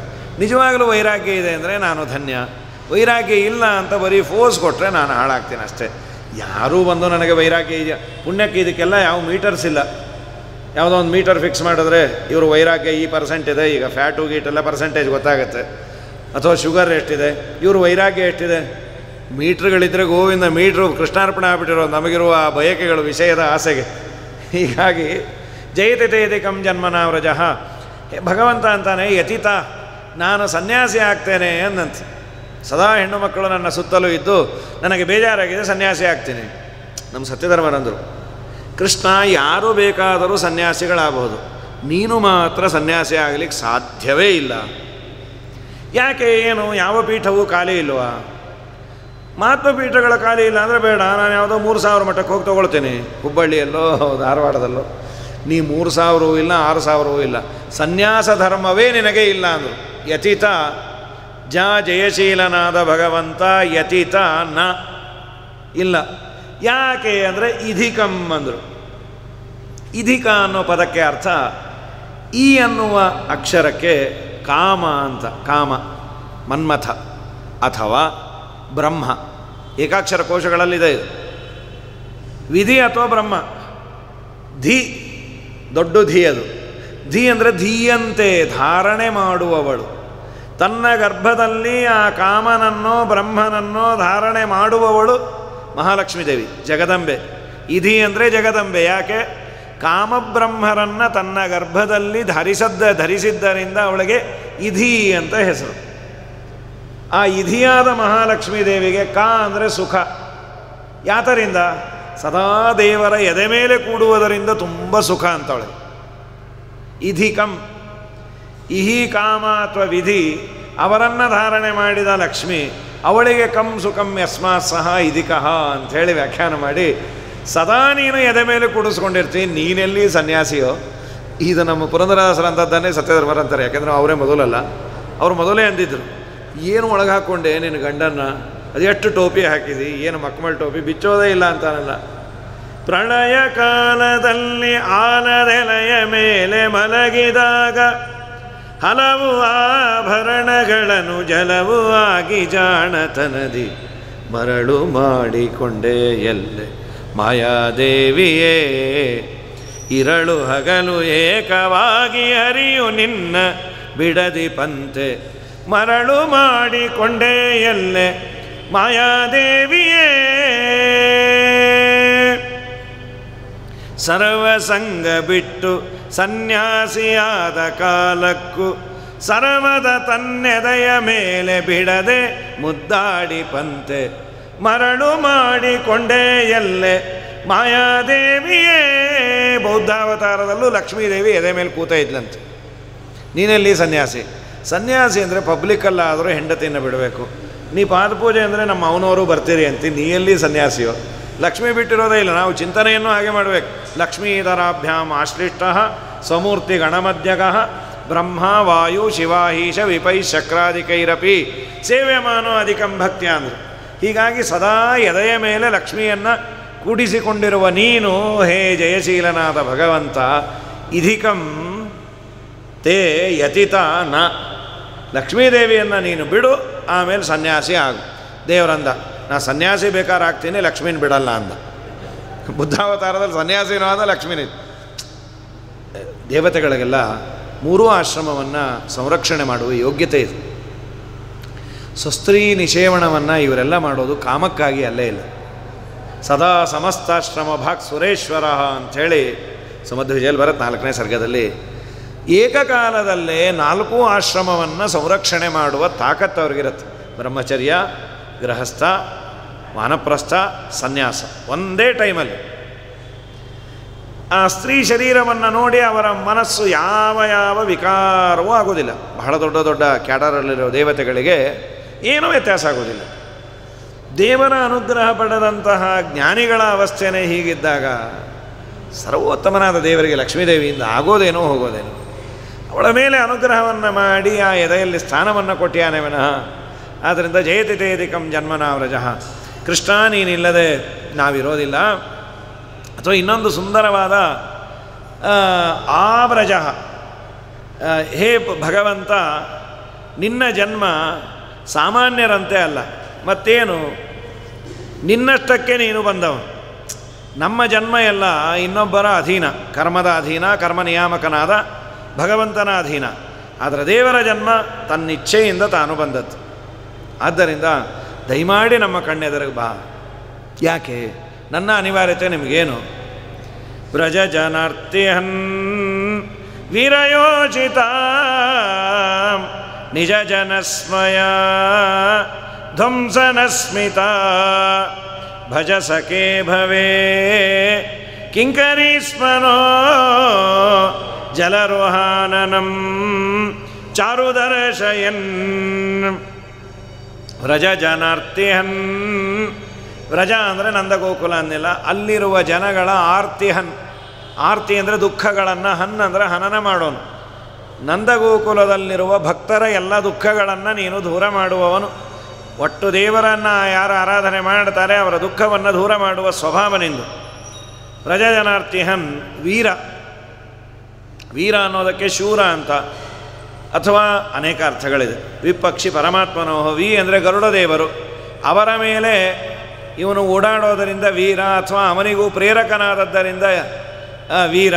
ವಿನಾ ಈರ್ತೆ ಇತಿ ವೀರ, ಗರುಡನ ಮೇಲೆ ಹೋಗೋನು. ಸೊ ವೀರ ಅನ್ನೋದಕ್ಕೆ ತುಂಬ ಸುಂದರವಾದ ಅರ್ಥ. ದೇವರಂದ, ನನ್ನನ್ನು ಬಾ ಬಾ ಬಾ ಅಂತ ಇದ್ದೀರಿ, ನಮ್ಮ ಬಾಸ್ ಬಿಡ್ತಾ ಇಲ್ಲ. ನನಗೇನೋ ಬರಬೇಕು ಅಂತ ಅಪೇಕ್ಷೆ, ನಮ್ಮ ಬಾಸ್ ಬಿಡಬೇಕಲ್ಲ. ಕೆಲವು ಕಡೆ ನಮ್ಮ ಧಾರ್ಮಿಕ ಕಾರ್ಯಕ್ರಮ ಒಟ್ಟು ನಾವು ಹೋಗಬೇಕು ಅಂತ ಅಪೇಕ್ಷೆ ಇದ್ದರೂ ಕೆಲಸ ಮಾಡುವ ಕಡೆ ನಮಗೆ ಪರ್ಮಿಷನ್ ಸಿಗೋದಿಲ್ಲ. ಕೆಲವು ಡಿಪಾರ್ಟ್ಮೆಂಟ್ಗಳಂತೂ ಅದು ಸಿಗೋದೇ ಇಲ್ಲಂತೆ. ನಮ್ಮ ಕಸಿನ್ನೇ ಡಾಕ್ಟರ್ ಇದ್ದಾನೆ ಪಾಪ, ಅವನು ರಜಾ ಅಂತ ಬಂದಿರುತ್ತೆ, ಮನೆಗೆ ಬಂದ ಕೂಡಲೇ ಮತ್ತೆ ಫೋನ್ ಬರುತ್ತೆ. ಅದು ರೇಡಿಯಾಲಜಿಸ್ಟ್ ಅವನು. ಹಾಗೀಗ ಹೋಗಿ ಎಲ್ಲದರ ಪ್ರಾರಂಭವೇ ಅಲ್ಲಿಂದ ಶುರು. ಅವನು ಅನಿವಾರ್ಯವಾಗಿ ಹೋಗಲೇಬೇಕು. ವಿಚಿತ್ರ ಮಡಿ ಬೇರೆ, ಬಂದ ಕೂಡಲೇ ಅದನ್ನೆಲ್ಲ ಒಂದು ಕಡೆ ಇಟ್ಟು ಸ್ನಾನ ಮಾಡಿ ಒಳಗೆ ಬಂದಿರ್ತಾನೆ, ಫೋನ್ ನೀವು ಬರಲೇಬೇಕು ಅಂತ. ಹಾಗಾಗಿ ನಮ್ಮ ಕಡ್ಡಿ ಶ್ರೀನಿವಾಸಾಚಾರ್ಯ ಮೊಮ್ಮಗ ಡಾಕ್ಟರ್ ಅಮಿತ ವಿಕ್ರಮ ಅಂಥೇಳಿ ಸೋದರ ಮಾವನ ಮಗ, ತುಂಬ ಒಳ್ಳೆಯ ಡಾಕ್ಟರು, ತುಂಬ ಆಚಾರವಂತ, ಜೊತೆಯಲ್ಲಿ ಶಾಸ್ತ್ರದ ಮಹಾ ಪರೀಕ್ಷೆಗಳನ್ನು ಈಗೂ ಕೊಡ್ತಾ ಇರ್ತಾನೆ, ಈಗೂ ಓದ್ತಾನೆ ನ್ಯಾಯಾಮೃತ ಅದ್ವೈತ ಸಿದ್ಧಿ ಮೇಲೆ. ಹೀಗಾಗಿ ವ್ರಜಜನಾರ್ಥಿಹನ್, ಕೆಲವರು ರಜೆ ಇರೋದಿಲ್ಲ, ಯಾಕೆಂದರೆ ಅವ್ರ ಬಾಸ್ ಬಿಡೋದಿಲ್ಲ. ದೇವರಂದ ನಮ್ಮ ಬಾಸ್ ಬಿಡಲ್ಲ ಅಂತ. ನಿನಗೆ ಬಾಸ್ ಯಾರಪ್ಪ? ವೀರ ಅಂದರು. ವಿಗತಃ ಈರಹ, ಈರರು ಅಂದರೆ ಪ್ರೇರಕರು ಅಂತ. ವಿ ಅಂದರೆ ಇಲ್ಲ, ನಿನಗ್ಯಾರು ಪ್ರೇರಕರೋ? ನೀನೇ ಜಗತ್ತಿಗೆ ಪ್ರೇರಕ. ನಿನಗ್ಯಾರು ಪ್ರೇರಣೆ ಮಾಡೋರು? ಸರ್ವಪ್ರೇರಕನಾದ ಸರ್ವಸ್ವಾಮಿಯಾದ ನಿನಗೆ ಅಲ್ಲಿ ಇನ್ಯಾರಾದರಿಗೂ ಪ್ರೇರಣೆ ಕೊಟ್ಟರೆ ಅವರ ತಲೆ ಕೆಲಸ, ಇಲ್ಲಾಂದರೆ ಏನೇನೇನೇನೂ ಇಲ್ಲ. ಗೋಪಾಲದಾಸರಂದ್ರೆ ಅದನ್ನೇ, ತಿಳಿವೆಂಬುದಕ್ಕಾಗಿ ತಿಳಿಯತಕ್ಕದ್ದು ನೀನೇ, ತಿಳಿಸೋ ಸೋತ್ತಮರೆಲ್ಲ ತಿಳಿದ ಶೇಷ. ತಿಳಿಪಲ್ಲಿ ತಿಳಿವಲ್ಲಿ ತಿಳುವಳಿಕೆ ನೀನಾಗಿ ಚಲಿಸದಲೆ ಮನ ನಿಲ್ಲಿಸೋ ಗೋಪಾಲ ವಿಠಲ. ಮುಖ್ಯ ಕಾರಣ ವಿಷ್ಣು ಸ್ವತಂತ್ರ ಸರ್ವೇಜ. ತಿಳಿಪಲ್ಲಿ ತಿಳಿವಲ್ಲಿ ತಿಳುವಳಿಕೆ ನೀನಾಗಿ, ನೀನು ಮನಸ್ಸನ್ನು, ಅದನ್ನೇ ಮುಂದೆ ಜಗನ್ನಾಥದಾಸರಂಥದ್ದು ಗುರುಗಳು ಅಂದದ್ದನ್ನೇ, ಮನದೊಳಗೆ ತಾನಿದ್ದು ಮನನೆಂದೆನಿಸಿಕೊಂಬನು ಮನದ ವೃತ್ತಿಗಳನ್ನು ಅನುಸರಿಸಿ ಈವನು ಭೋಗಗಳ ತ್ರಿವಿಧ ಚೇತನಕ್ಕೆ ಮನವನಿತ್ತರೆ ತನ್ನ ನೀವನು. ನಿನಗ್ಯಾರು ಪ್ರೇರಕ? ನೀನೇ ಜಗತ್ತಿಗೆ ಪ್ರೇರಕ. ಅದಕ್ಕೆ ಹೇ ವೀರ, ಶೂರ ಅಥವಾ ಗರುಡಾರೂಢ ಅಥವಾ ಎಲ್ಲರಿಗೂ ಪ್ರೇರಕ, ನಿಜ ಜನಸ್ಮಯ ಧ್ವಂಸನಸ್ಮಿತ. ನಾವು ಅಹಂಕಾರ ಪಟ್ಟದ್ದು ನಿಜಾನೇ, ಖಂಡಿತ ನಾವು ಅಹಂಕಾರಿಗಳಲ್ಲ, ಬಹಳ ಒಳ್ಳೆಯವರು, ನಮ್ಮನ್ನು ಉದ್ಧಾರ ಮಾಡು. ಸಾಮಾನ್ಯವಾಗಿ ನಾವು ಹೇಳೋದು ಹಾಗೆ, ದೇವರ ಹತ್ರನೋ ಗುರುಗಳ ಹತ್ರ ಹೋದಾಗ ನಾವು ತುಂಬ ಒಳ್ಳೆಯವರು ಸ್ವಾಮಿ, ನಮ್ಮನ್ನು ನೀನು ನೋಡದೇ ಇದ್ದರೆ ಇದೇನು ಅನ್ಯಾಯ ಇಲ್ಲ, ನಾವು ಅಹಂಕಾರಿಗಳೇ. ಆದರೆ ಯಾರ ಮುಂದೆ ಅಹಂಕಾರ ಪಟ್ಟಿದ್ದು? ತಾಯಿಯ ಮುಂದೆ ಮಗು ಸ್ವಲ್ಪ ಚೇಷ್ಟೆಯನ್ನು ಮಾಡುತ್ತೆ, ಆ ತಾಯಿಯ ಮುಂದೆ ಏನೋ ಮಾತು ಕೇಳಲ್ಲ, ಮೊಂಡುತನ ಮಾಡುತ್ತೆ. ಅಲ್ಲೂ ಮಾಡಬೇಡ ಅಂದರೆ ಅಲ್ಲೂ ಗಂಭೀರವಾಗಿರು ಅಂದರೆ ಏನು ಹಾಸ್ಟೆಲ್ಲ ಅದು? ಆ ತಾಯಿ ಮಗು ಮೊಂಡುತನ ಮಾಡಿದಾಗ ಅಥವಾ ಅದೇನಾದರೂ ಚೇಷ್ಟೆಯನ್ನು ಮಾಡಿದಾಗ ಅವಳು ಶಾಪವನ್ನು ಕೊಟ್ಟೋ, ಅಥವಾ ನೀನು ನನ್ನ ಮಗನೇ ಅಲ್ಲ, ಅಥವಾ ಪುಟ್ಟ ಮಗು ಇದ್ದಾಗ ತುಂಬ ಅಳ್ತಾ ಇದೆ ಅಂತ ಕುತ್ತಿಗೆ ಹಿಸಿಕ್ಬಿಟ್ರೆ ನಮ್ಮ ರಾತ್ರೆಲ್ಲ ನಿದ್ದೆನೇ ಆಗಲ್ಲ, ಅದಕ್ಕೆ ಇದು ಬೇಡ ಬೇಡ ಎಲ್ಲಾಗತ್ತೆ. ತಾಯಿಗೆ ಆ ಪೇಷನ್ಸನ್ನು ದೇವರು ಕೊಟ್ಟಿಯಾನೆ. ಅದು ಎಷ್ಟೇ ರೋಗಗ್ರಸ್ತವಾಗಲಿ, ಅದಕ್ಕೆ ಎಷ್ಟೇ ಕುರೂಪಿಯಾಗಲಿ, ಅದು ಏನೇ ಅಳ್ಳಿ ಮಾಡಲಿ, ನನ್ನ ಕಂದ ಅಂಥೇಳಿ ಎತ್ತಿ ಮುದ್ದಾಡಿ ಕಾಡಿಬೇಡಿ ಆ ಮಗುವನ್ನು ಬೆಳೆಸ್ತಾಳೆ. ನೀನು ಜಗತ್ತಿಗೆ ತಂದೆ ತಾಯಿಯೋ? ನಾವೇನೋ ಚೂರೋಪಾರು ಮಾಡಿ, ನಿಜ ಜನಸ್ಮಯ, ನಿಜ ಜನರು ನಿನ್ನ ಸ್ವಕೀಯರು, ನಿನ್ನ ಭಕ್ತರು, ಅವರ ಸ್ಮಯ ಅಂದರೆ ಅಹಂಕಾರವನ್ನು ಧ್ವಂಸ ಮಾಡು. ಹೇ ಸ್ಮಿತ, ಮಂದಹಾಸದಿಂದ ಕೂಡಿದ ಭಗವಂತ, ಸ್ವಕೀಯರಾದ ನಮ್ಮ ಗರ್ವವನ್ನು ನೀನು ದೂರ ಮಾಡಬೇಕಪ್ಪ. ಭಜಸಕೆ ಭವೇ ಕಿಂಕರೀಸ್ಮನು. ಹೇ ಸಖೆ, ಪ್ರೀತ್ಯಾಸ್ಪದನಾದ ಸ್ನೇಹಿತನಾದ ಭಗವಂತ, ನಮ್ಮ ಅಹಂಕಾರವನ್ನು ದೂರ ಮಾಡು. ಅಷ್ಟೇ ಅಲ್ಲ, ನಿನ್ನ ಸುಂದರವಾದ ಮುಖವನ್ನು ತೋರಿಸು. ನೀವೇನು ಅಂದ? ನಾವು ಕಿಂಕರರು. ನಾವು ಹೇಳ್ಬಿಟ್ರಿ ನಿನ್ನ ದಾಸರು. ನಾವೆಂದೂ ಬಾಸ್ ಅಲ್ಲೇ ಅಲ್ಲ, ದಾಸಾನುದಾಸರು. ಕಿಂಕರೀಸ್ಮನು, ನಿನ್ನ ದಾಸರು, ನೀನು ಹೇಳಿದ ಕೆಲಸವನ್ನು ಮಾಡೋರು. ಇಷ್ಟ ಆಡಿದರೆ ದೇವರು ನೋಡಬಹುದಂತೆ. ನಮಗೂ ಎಲ್ಲಾದರೂ ಸ್ವಾತಂತ್ರ್ಯದ ಭ್ರಮೆ ಇದೆ, ನಾವೇನು ಅಲ್ಲ, ನಾವೇನು ಕಮ್ಮಿ, ಇರಲಿ ಬಿಡ್ರಿ, ದೇವರು ಬರಲಿಲ್ಲ ಅಂದರೆ ಅವನಿಗೆ ಇಲ್ಲ ಇವತ್ತು ಆಂಧ್ರ ದೇವರಂತಾನೆ. ಕಿಂಕರೀಸ್ಮನು, ಕಿಂಕರಿಯರು, ನಿನ್ನ ಸೇವಕರು ನಾವು. ನಮಗೆ ಭವೆ, ನಮ್ಮ ಕಲ್ಯಾಣಕ್ಕಾಗಿ ಭಜ, ನಮ್ಮನ್ನು ಉದ್ಧಾರ ಮಾಡು. ನಿನಗಾಗಿ ನಾವು ಬಂದಿದ್ದೀವಿ, ನೀವು ಇಲ್ಲದೆ ನಾವಿಲ್ಲಪ್ಪ. ನೀನು ಎಷ್ಟು ಚೆನ್ನಾಗಿದೆ, ನಿನ್ನ ಕಣ್ಣನ್ನು ಆದರೂ ನೋಡಬೇಕು. ಹೇಗಿದೆ ಕಣ್ಣು? ಪುಂಡರೀಕಾಕ್ಷ ಅಂತ ದೇವರ ಕಣ್ಣನ್ನು ಅಂತಾರೆ. ಗೋಪಿಕೆಯರ ಬಗ್ಗೆ ದೇವರ ಕಣ್ಣಿನ ಡೇಟಾ ತಗೋಬೇಕು, ತುಂಬ ಸುಂದರವಾಗಿ ವರ್ಣನೆ ಮಾಡ್ತಾರೆ. ಶರದುದಾಶಯೇ ಸಾಧುಜಾತ ಸತೆ ಸರಸಿಜೋದರ ಶ್ರೀಮುಷಾದೃಶ ಸುರಥನಾಥತೆ ಶುಲ್ಕದಾಸಿಕಾ ವರದ ನಿಘ್ನತೋ ನೇಹ ಕಿಂಬದ. ಕಮಲ ಇದ್ದಾಗಿದೆ ಅಂದರೆ ಪ್ರಾಮಾಣಿಕವಾಗಿ ನಾವು ನೀವು ಇವತ್ತು ನೋಡುವ ಕಮಲ ಅಂದರೆ ಅದರ ಬಗ್ಗೆ ಗೌರವವೇ ಬರೋದಿಲ್ಲ. ಮಾರ್ಕೆಟಲ್ಲಿ ತರ್ತೀವಿ, ಅದು ಅರಳಿರಲ್ಲ. ಮನೆಗೆ ತಂದು ಅದರ ಪೆಟಲ್ಸನ್ನೆಲ್ಲ ನಾವು ಕೈಯಿಂದ ಅರಳಿಸಿ ಏನೋ ಕಷ್ಟಪಟ್ಟು ದೇವರ ಮೇಲೆ ಇಡ್ತೀವಿ. ಒಂದು 5 ನಿಮಿಷಕ್ಕೆ ಅದು ಹೀಗೆ ಬಿದ್ದಿರುತ್ತೆ. ದೇವರ ಕಣ್ಣು ಕಮಲದ ಕಣ್ಣು ಅಂತಿರುತ್ತೆ. ಇದು ನೋಡಿದ್ರೆ ಮುದಿ ಹದ್ದಿದ್ದಾಗಿದೆ. ಏನು ದೇವರ ಕಣ್ಣಿಗೂ ಇದಕ್ಕೆ ಏನು ಸಂಬಂಧ? ಅದಕ್ಕಂದರೂ ನೀವು ಕಿತ್ತಿಟ್ಟ ಕಮಲ ಅಲ್ಲಪ್ಪ, ಶರದುದಾಶಯಗಳು. ಶರತ್ಕಾಲದಲ್ಲಿರುವ ಉದಾಶಯ ಅಂದರೆ ಕ್ಯಾಚ್ಮೆಂಟ್ ಏರಿಯಾ ಆದಂಥ ನದಿಯೋ ನದಿಯಲ್ಲಿ ಕಮಲ ಕಮ್ಮಿ, ನಿಂತ ನೀರಲ್ಲೇ ಅದಿರೋದು. ಸರೋವರಗಳು ಶರದುದಾಶಯೇ. ಈ ಚನ್ನಪಟ್ಟಣಕ್ಕೆ ಹೋಗ್ತಾ ಇತ್ತು, ಈಗೂ ಬ್ರಹ್ಮಣ್ಯ ತೀರ್ಥರ ಹತ್ರ ಹೋಗ್ತಾ ಅಲ್ಲೊಂದು ಯಾವುದೋ ಕೆರೆ ಇದೆ ರೈಟ್ ಸೈಡಲ್ಲಿ, ಸ್ವಲ್ಪ 1-2 ಇರತ್ತೆ, ಎಲ್ಲ ತೊಗೊಂಡು ಹೋಗಿರ್ತಾರೋ ಏನೋ ಗೊತ್ತಿಲ್ಲ. ಈ ನೀರುಗಳೇ ಇಲ್ಲಲ್ಲ, ಅದು ಎಲ್ಲ ಕೆರೆ ಹೇಳಿಲ್ಲ ಅವರು. ಮಳೆಗಾಲದಲ್ಲಿ ಒಳ್ಳೆ ಮಳೆ ಬಂದು ನೀರು ತುಂಬಿರಬೇಕು. ಶರತ್ಕಾಲ ಅಂದರೆ ನಮ್ಮ ನವರಾತ್ರಿಯ ಸಮಯದಲ್ಲಿ ಏನಾಗುತ್ತೆ, ತುಂಬ ಮಳೆ ಇರಲ್ಲ, ತುಂಬ ಬಿಸಿಲು ಇರೋದಿಲ್ಲ, ಎಲ್ಲ ಸರೋವರಗಳು ಚೆನ್ನಾಗಿ ತುಂಬಿರತ್ತೆ. ಆ ಬಿಸಿಲಿಗೆ ಅರಳಿರತ್ತೆ ಕಮಲ. ಅದು ನೋಡ್ಲಿಕ್ಕೆ ತುಂಬ ಚಂದ. ಇನ್ನು ಅದಕ್ಕೆ ಐತರೇಯ ಉಪನಿಷತ್ತು, ಐತರೇಯ ಉಪನಿಷತ್ತಿಗೆ ವ್ಯಾಖ್ಯಾನ ಮಾಡಬೇಕಾದ್ರೆ ಆಚಾರ್ಯರು ದೇವರ ಕಣ್ಣು ಹೇಗಿದೆ ಅನ್ನಬೇಕಾದ್ರೆ ಕಪ್ಯಾಸ ಪುಂಡರೀಕಾಕ್ಷಂ ಅಂದರು. ಕಪ್ಯಾಸ ಕಂ ಪಿಬತಿ ಇತಿ ಕಪಿಹಿ. ಆ ದೇಟಿದೆಯಲ್ಲ, ಕಮಲದ ದೇಟು, ಆ ದೇಟಿನ ಮೇಲೆ ಕಮಲ ಇರಬೇಕು, ದೇಟಿನ ಮೇಲೆ ಇರೋದು. ಆ ದೇಟ್ ಏನು ಮಾಡಬೇಕು ಅಂದರೆ ಕಪಿ ಆಗಿರ್ಬೇಕಂತದ್ದು. ಅದೇನದು ಕಪಿ? ನೀರನ್ನು ಕುಡಿತಾ ಇರಬೇಕು ಅಂತ. ಕಂಪಿಬತಿ, ಅದಿನ್ನೂ ನೀರನ್ನು ಕುಡಿತಾ ಇದ್ದಾಗ ಅಲ್ಲೇ ಅರಳಿರತ್ತಲ್ಲ, ಅದು ನೋಡಲಿಕ್ಕೆ ತುಂಬ ಸುಂದರ. ಹಾಗೆ ನಮ್ಮ ದೇವರ ಕಣ್ಣು ಅಂತ. ಅದನ್ನು ಶರದುದಾಶಯೇ, ಶರತ್ಕಾಲದ ಸರೋವರಗಳಲ್ಲಿ ಸಾಧು ಜಾತಸತೆ ಸರಸಿಜ, ಅಲ್ಲಿ ಚೆನ್ನಾಗಿ ಅರಳಿದ ಕಮಲಗಳ ಕಾಂತಿಯನ್ನು ದೂರ ಮಾಡುವ ಕಾಂತಿ ನಿನ್ನ ಕಣ್ಣು. ಅದನ್ನು ನಿವಾಳಿಸಿ ಹಾಕಬೇಕಂತ ದೇವರ ಕಣ್ಣಿನ ಮುಂದೆ. ಸರಸಿಜೋದರ ಶ್ರೀಮುಷಾದೃಶ ಸುರತನಾಥತೆ ಅಶುಲ್ಕದಾಸಿಕಾ ಅಂತ. ಏನಮ್ಮಪ್ಪ, ನಿನ್ನನ್ನೇನೂ ಕೇಳೋದಿಲ್ಲ, ನಾನು ನಿಮ್ಮಿಂದ ಸೇವಾ ತೊಗೊಂಡ್ರೆ ಒಂದು ದಾಕ್ಷಿಣ್ಯ ಇರುತ್ತೆ, ಏನೋ ವರ ಕೊಡಬೇಕು ಅಥವಾ ಕೂಲಿ ಕೊಡಬೇಕು, ಇವೆಲ್ಲ ದಯಮಾಡಿ ನೀವು ಸೇವಾ ಮಾಡೋದು ಸಾಕು, ಕೂಲಿ ನಾ ಕೊಡೋದು ಇಲ್ಲ.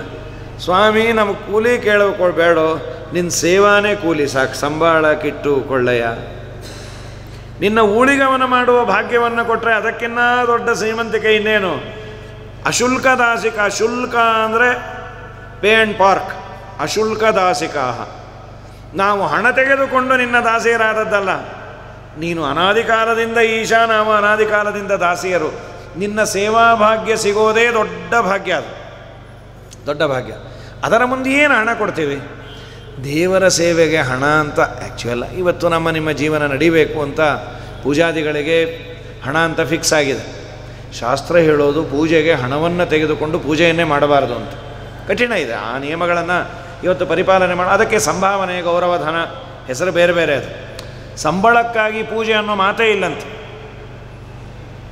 ಇನ್ನೂ ಒಂದು ದೇವರಂತ, ನೀ ಪ್ರಾಮಾಣಿಕವಾಗಿ ಪೂಜೆ ಮಾಡು, ನಿನಗೇನು ಬೇಕೋ ಅದನ್ನು ನಾನು ಕೊಡ್ತೇನೆ, ನೀನು ಯಾರ್ಯಾರನ್ನೂ ಕೇಳಲೇಬೇಡ, ನಿನ್ನ ಅಕೌಂಟಲ್ಲಿ ಏನು ಬರಬೇಕೋ, ನೀ ಎಲ್ಲ ಅರಣ್ಯದಲ್ಲಿದ್ದರೂ ನಾನು ಕೊಡ್ತೇನೆ ಅಂತ. ಇವತ್ತು ನಮಗೆ ಆ ವಿಶ್ವಾಸ ಕಮ್ಮಿ, ಆದ್ದರಿಂದ ನಾವು ಮಾಡೋದಿಲ್ಲ. ಪ್ರಾಚೀನರು ಹಾಗೆ ಮಾಡಿಕೊಂಡು ಬಂದು ಯಾರೇ ದೇವರು ಅವ್ರಿಗೇನೇನು ಅವರ ಪಾಲಿಂದ ಏನು ಕೊಡಬೇಕು ಕೊಟ್ಟು ಇದ್ದಾನೆ.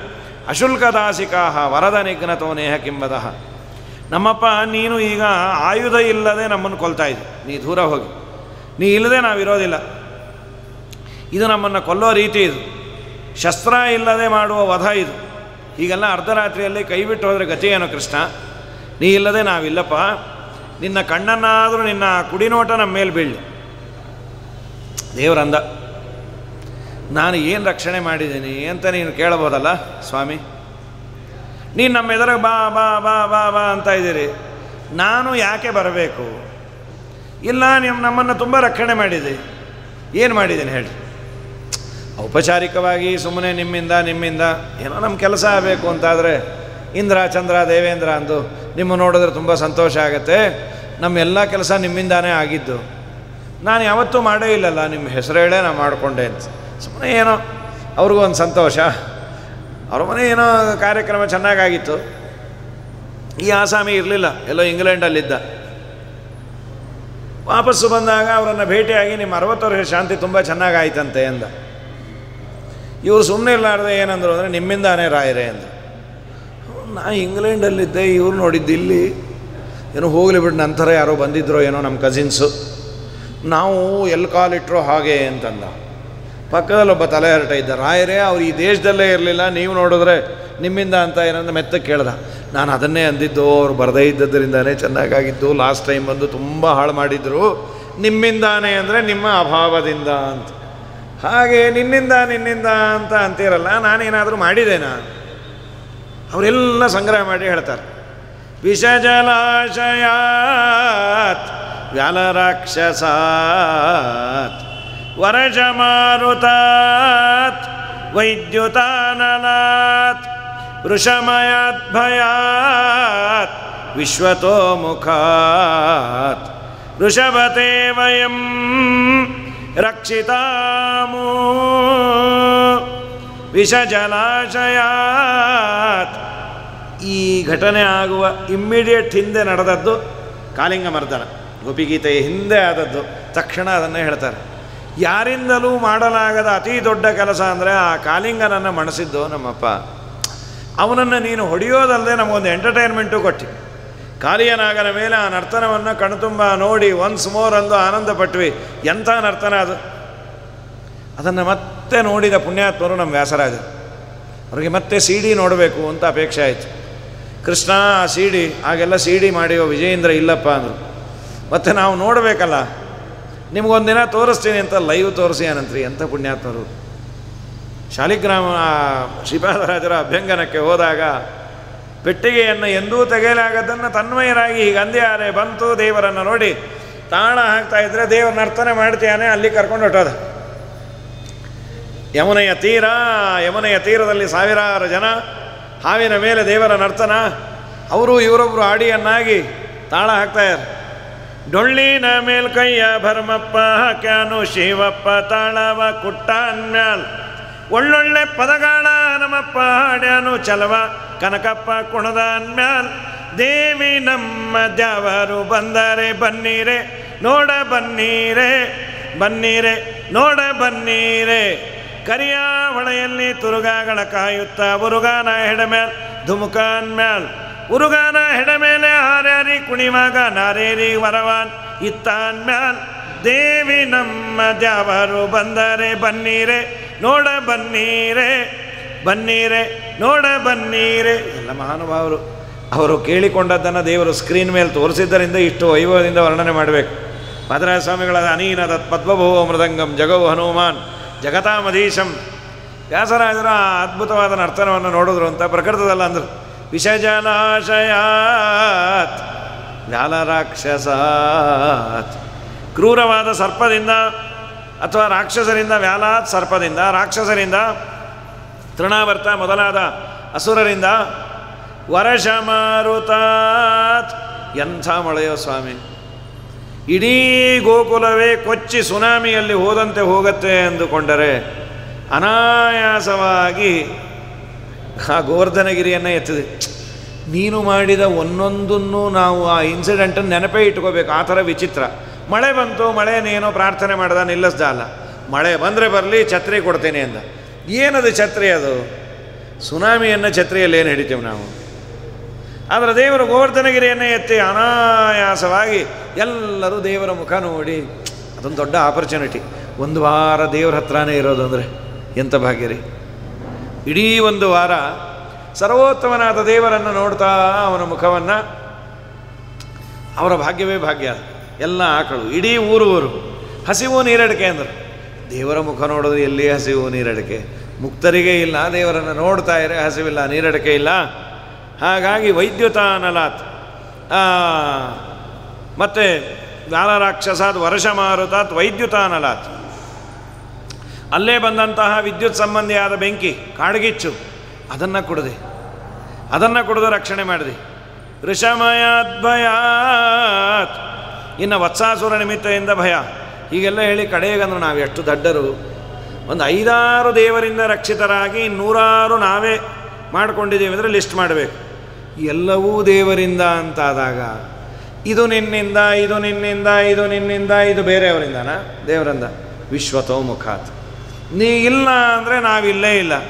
ನಮಗೇನೇ ಆಪತ್ತುಗಳು ಬಂದರೂ ಆಪತ್ತು ಬಾರದಂತೆ ಕೆಲವು ಮಾಡಿದೆ, ಕೆಲವು ಆಪತ್ತುಗಳನ್ನು ಕೊಟ್ಟು ರಕ್ಷಣೆ ಮಾಡಿ ನಾನೇ ರಕ್ಷಕ ಅನ್ನೋ ತೋರಿಸಿದೆ. ನೀನಿಲ್ಲದೆ ನಾವಿಲ್ಲ. ರಕ್ಷಿತಾಮುಹು, ಮೇಲಿಂದ ಮೇಲೆ ನಮ್ಮನ್ನು ರಕ್ಷಣೆ ಮಾಡಿ ಸ್ವಾಮಿ ನಾನಾ ತರಹದಿಂದ. ಆದ್ದರಿಂದ ನೀನು ರಕ್ಷಣೆ ಮಾಡು. ದೇವರಂತಾನೆ, ನಾನು ಯಾರು ಹಾಗಾದರೆ ನಿಮ್ಮನ್ನೆಲ್ಲ ರಕ್ಷಣೆ ಮಾಡಿದೆ ಅಂತ ಹೇಳಿದೆ? ನಾನು ನಿಮ್ಮ ಎದುರಿಗೆ ಬರಬೇಕಾದ್ರೆ ನನ್ನ ಬಗ್ಗೆ ಸರಿಯಾದ ತಿಳುವಳಿಕೆ ಇದ್ದರೆ ಬರ್ತೀನಿ. 1000 ಬಾರಿ ಹತ್ರ ನಾ ಬರೋದಿಲ್ಲ. ಸರ್ವೋತ್ತಮತ್ವ ಜ್ಞಾನ ಮಾಡಿಕೊಂಡವರು ಎದುರಿಗೆ ನಿಲ್ತಾನಂತೆ. ಸದಾ ಶಾಸ್ತ್ರದ ಪಾಠ ಪ್ರವಚನದಲ್ಲೇ ನಿರತರಾಗಿದ್ದರೆ ಅವ್ರ ಎದುರಿಗೆ ದೇವರಿರ್ತಾನಂತೆ. ನತಾದೃಶಿ ಪ್ರೀತಿರಿಢ್ಯಸ್ಯ ವಿಷ್ಣೋ ಗುಣೋತ್ಕರ್ಷ ಜ್ಞಾತರಿ ಯಾದೃಶಿ ಸ್ಯಾತ್. ದೇವರ ಗುಣೋತ್ಕರ್ಷದ ಬಗ್ಗೆ ಗೊತ್ತಿದ್ದರೆ, ದೇವರ ಮಾಹಿತಿ ಗೊತ್ತಿದ್ದರೆ ನಿಲ್ತೇನೆ. ನಾನು ಯಾರು? ಓ ನೀ ಯಾರು ಗೊತ್ತು ಅಂದ್ರೆ ಯಾರು? ಪ್ರಾಯ ದೇವರು ಯಾರು ಅಂದರೆ ದೇವಕಿ ವಸುದೇವನ ಮಗ, ನಂದ ಯಶೋದಮ್ಮನ ಸಾಕು ಮಗ ಅಲ್ಲ ಅಂದರು. ದೇವಕಿ ವಸುದೇವನ ಮಗ ಅನ್ನೋದು ಇನ್ನೂ ಗೋಪಿಕಾಸ್ತ್ರೀಯರು ಗೊತ್ತೇ ಇಲ್ಲ. ನಂದ ಯಶೋದನ ಮಗ ಅಂತಾನೆ ಪ್ರಸಿದ್ಧಿ. ನೀನು ನಂದ ಯಶೋದನ ಮಗನ ಅಲ್ಲ ಅಂದ. ದೇವರಂದ, ಅಬ್ಬ ಸರಿಯಾಗಿ ಗೊತ್ತೇ ನಿಮಗೆ, ಅಂತೂ ನನ್ನ ಡೇಟಾ. ಸಕಲು ಗೋಪಿಕಾ ನಂದನೋ ಭವಾನ್ ಅಖಿಲ ದೇಹಿನಾಂ ಅಂತರಾತ್ಮದೃಕೆ ವಿಕನಸಾರ್ಚಿತೋ ವಿಶ್ವಗುಪ್ತಯೇ ಸಕಬುದೇವಾನ್ ಸಾತ್ವತಾಂಕುಲೇ. ಸಕಲ ಗೋಪಿಕಾನಂದನೋ ಭವಾನ್ ಅಖಿಲ ದೇಹಿನಾಂ ಅಂತರಾತ್ಮದೃಕೆ. ಎಲ್ಲ ದೇಹಿಗಳ ಅಂತರ್ಯಾಮಿನಿ, ಒಳಗಿರುವ ಭಗವಂತನೇ ಅಲ್ಲ, ನಂದ ಯಶೋದಮ್ಮನ ಮಗ ಅಲ್ಲ. ಮತ್ತು ಅವ್ರ ಮನೆಯಲ್ಲೇ ಯಾಕಿದ್ದೀನಿ ಅಂತ ನೀನು ಕೇಳಬಹುದು. ವಿಖನಸಾರ್ಚಿತ, ವಿಖನಸ ಬ್ರಹ್ಮದೇವರು, ಆಖಣಾಶ್ಮ ಸಮರು, ಅವರಿಂದ ಪ್ರಾರ್ಥಿತರಾಗಿ ಅವತಾರ ಮಾಡಿದೆ. ಅವರ ಮನೆಯಲ್ಲಿ ಬಾಲಲೀಲೆ ತೋರಿಸಬೇಕು ಅಂತ ಬ್ರಹ್ಮದೇವರು ನಿನ್ನನ್ನು ಪ್ರಾರ್ಥನೆ ಮಾಡಿದ್ದಕ್ಕೆ ವಿಶ್ವಗುಪ್ತಯೇ, ಜಗತ್ತಿನ ಸಂರಕ್ಷಕನಾದ ಭಗವಂತನೇ ಅವರ ಮನೆಯಲ್ಲಿ ಪುಟ್ಟ ಕೂಸ ರೂಪದಿಂದಿದೆ. ಕಂದ ಬರೆಂದರೆ ನಂದನಿಗೊಲಿದೆಯ, ಕುಂದು ಕೊರತೆ ಬಂದರೆ ನೊಂದುಕೊಳ್ಳನು, ಇಂದಿರೆಯರ ಸಮುಕುಂದನೆ ಮುಕುತಿಯ ನಂದವನೀವ ದೇವ, ಆನಂದವನೀವ ದೇವ. ಸಂದೇಹವಿಲ್ಲದೆ ಒಂದೇ ಮನದಿ ಗೋವಿಂದನ ನೆನೆದ ಗಜೇಂದ್ರನಿಗೊಲಿದ,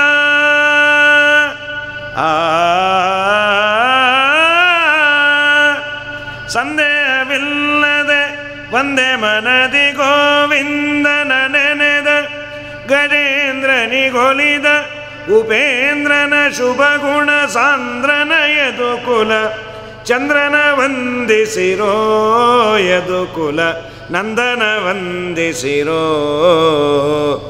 ನಾರಾಯಣನ ನೆನೆ ಮನವೇ, ನಾರಾಯಣನ ನೆನೆ, ನಾರಾಯಣನ ಮನ್ನಿಸು ವರ್ಣಿಸು, ಆರಾಧನೆಗಳ ಮಾಡುತ್ತ ಪಾಡುತ್ತ ನೀರಾಜನದಿಂದ ಅರ್ಚಿಸು ಮೆಚ್ಚಿಸು ಪಾರಾಯಣ ಪ್ರಿಯನ, ವೇದ ಪಾರಾಯಣ ಪ್ರಿಯನ.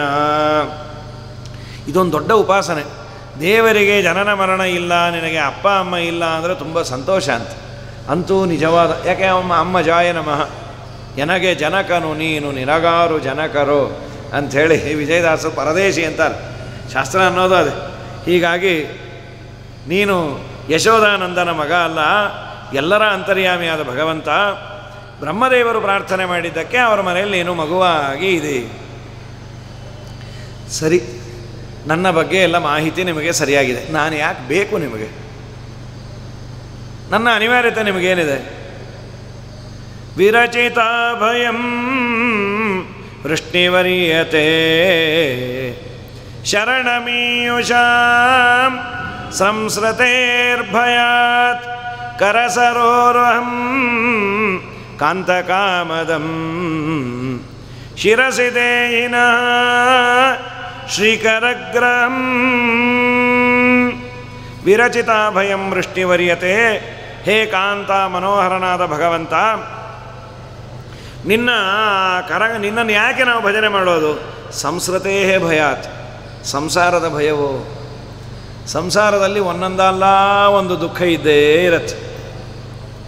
ಸಂಸಾರದಲ್ಲಿ ವಿಚಿತ್ರವಾದ ಮೋಹವನ್ನು ದೇವರು ಬೇರೆ ಹಾಕಿಬಿಡ್ತಾನೆ.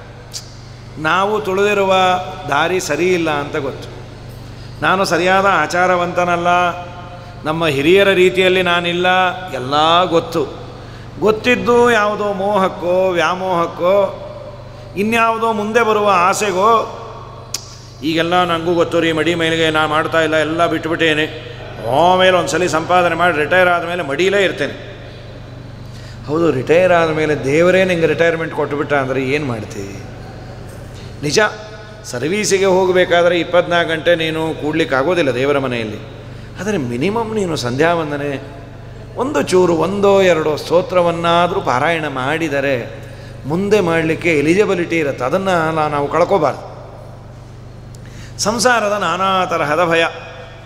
ನಮ್ಮ ಶ್ರೀಪಾದರಾಜರು ಅಂತಾರಲ್ಲ, ಎಲ್ಲಿ ತಂದು ಹಾಕ್ಬಿಟ್ಟಿಯೋ ಹೊಲಸು ವಿಷಯ, ಅದು ಸದಾ ನನಗೆ ಅಟ್ರ್ಯಾಕ್ಟ್. ಈಗ ದುರ್ವಾಸನೆ ಅಂತ ಎಲ್ಲೋ ಇದ್ದರೆ ಚೂರು ಸೆಂಟ್ ಹೊಡಿಬೋದು, ಸೆಂಟ್ ಹೊಡೆದು ಮಾಡಿ, ಅಥವಾ ಅಲ್ಲೇನೋ ರೂಮ್ ಫ್ರೆಶನರು ಅದು ಇದು ಇಡ್ಬೋದು. ದೊಡ್ಡ ತಿಪ್ಪೆ BBMP ತಿಪ್ಪೆ ಪಕ್ಕನೇ ಮನೆ ಕಟ್ಕೊಂಡು ದಿನ ತಿಪ್ಪೆಗೆ ಸೆಂಟ್ ಹೊಡಿತೀವಿ ಅಂದರೆ ಸೆಂಟ್ ಏನಾಗಬೇಕದು? ಸಂಸಾರ ಅನ್ನೋದು ಅಂಥ ತಿಪ್ಪೆ ಅಂತಾರೆ. ಅದಕ್ಕಂದ್ರೂ ಏನಾಗಿದೆ, ಹೇಸಿ ವಿಷಯಗಳಲ್ಲಿ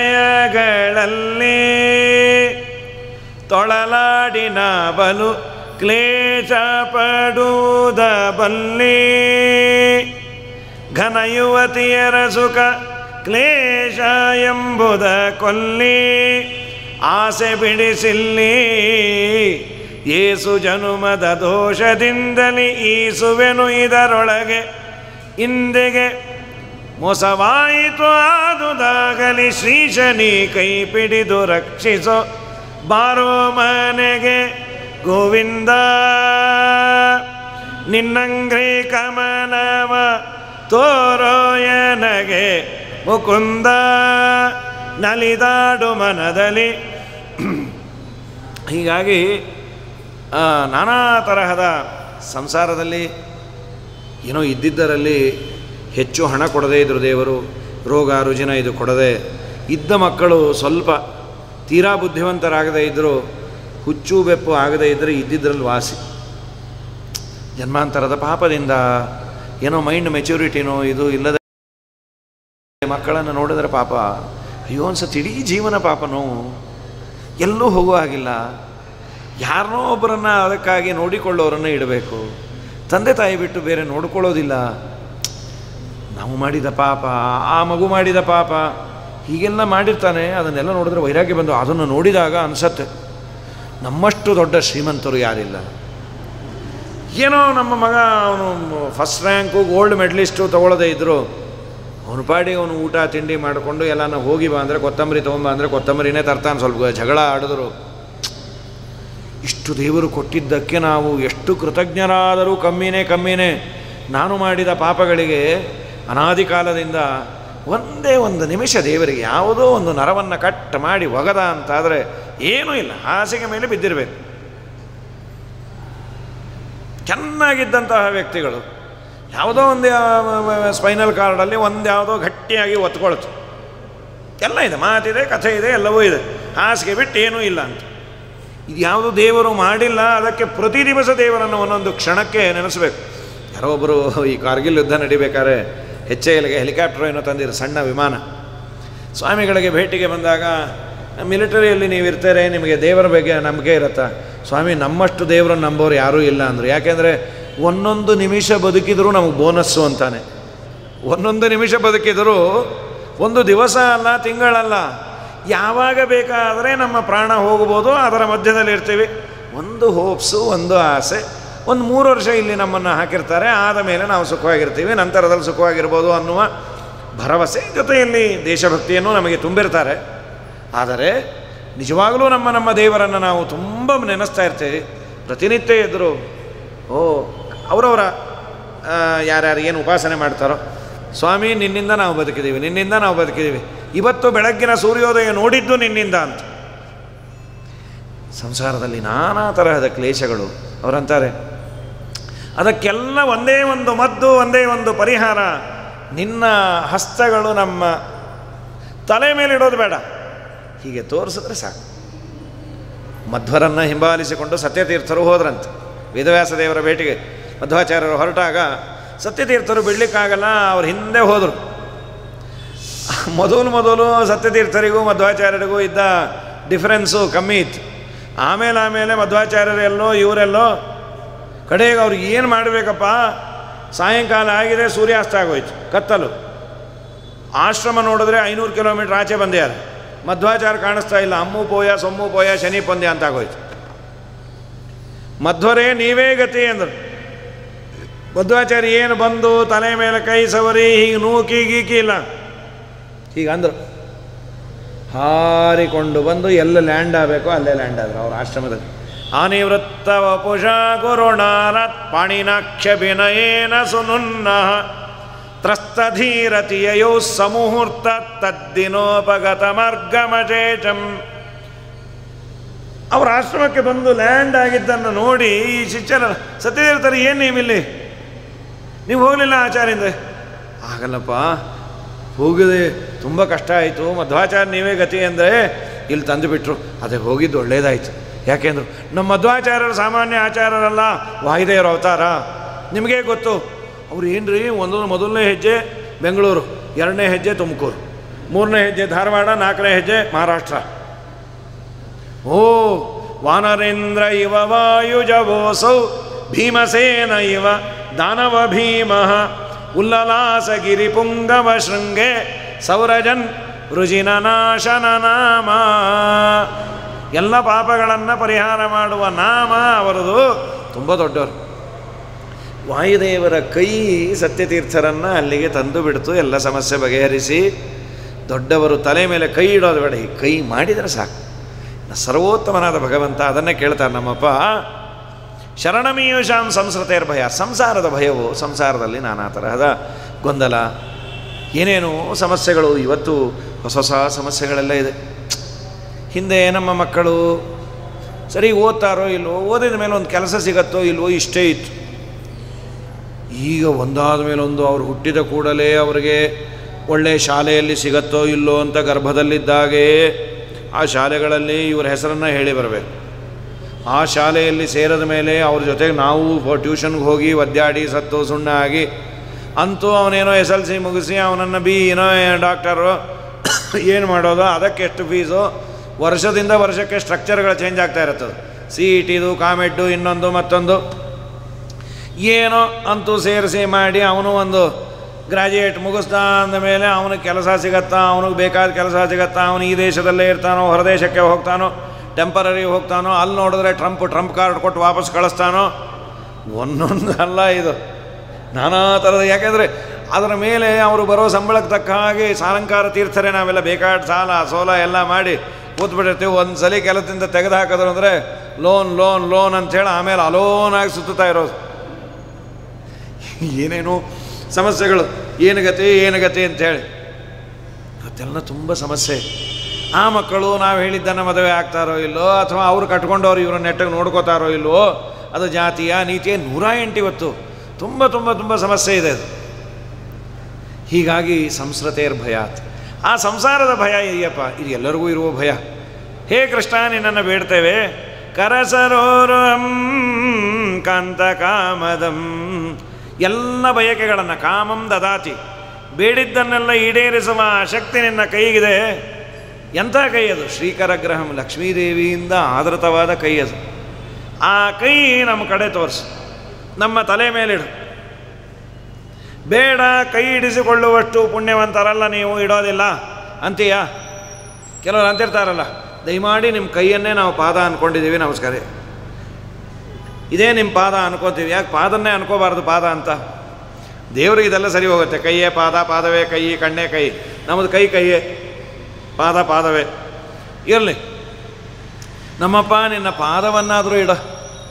ಕೈ ಹಿಡಿಸಿಕೊಳ್ಳಲಿಕ್ಕೆ ಯೋಗ್ಯತೆ ಜಾಸ್ತಿ ಬೇಕಾ? ಅಷ್ಟು ಪುಣ್ಯವಂತರಲ್ವ? ಬೇಡ, ನಿನ್ನ ಪಾದವನ್ನು ನಮಗೆ ಕೊಡು.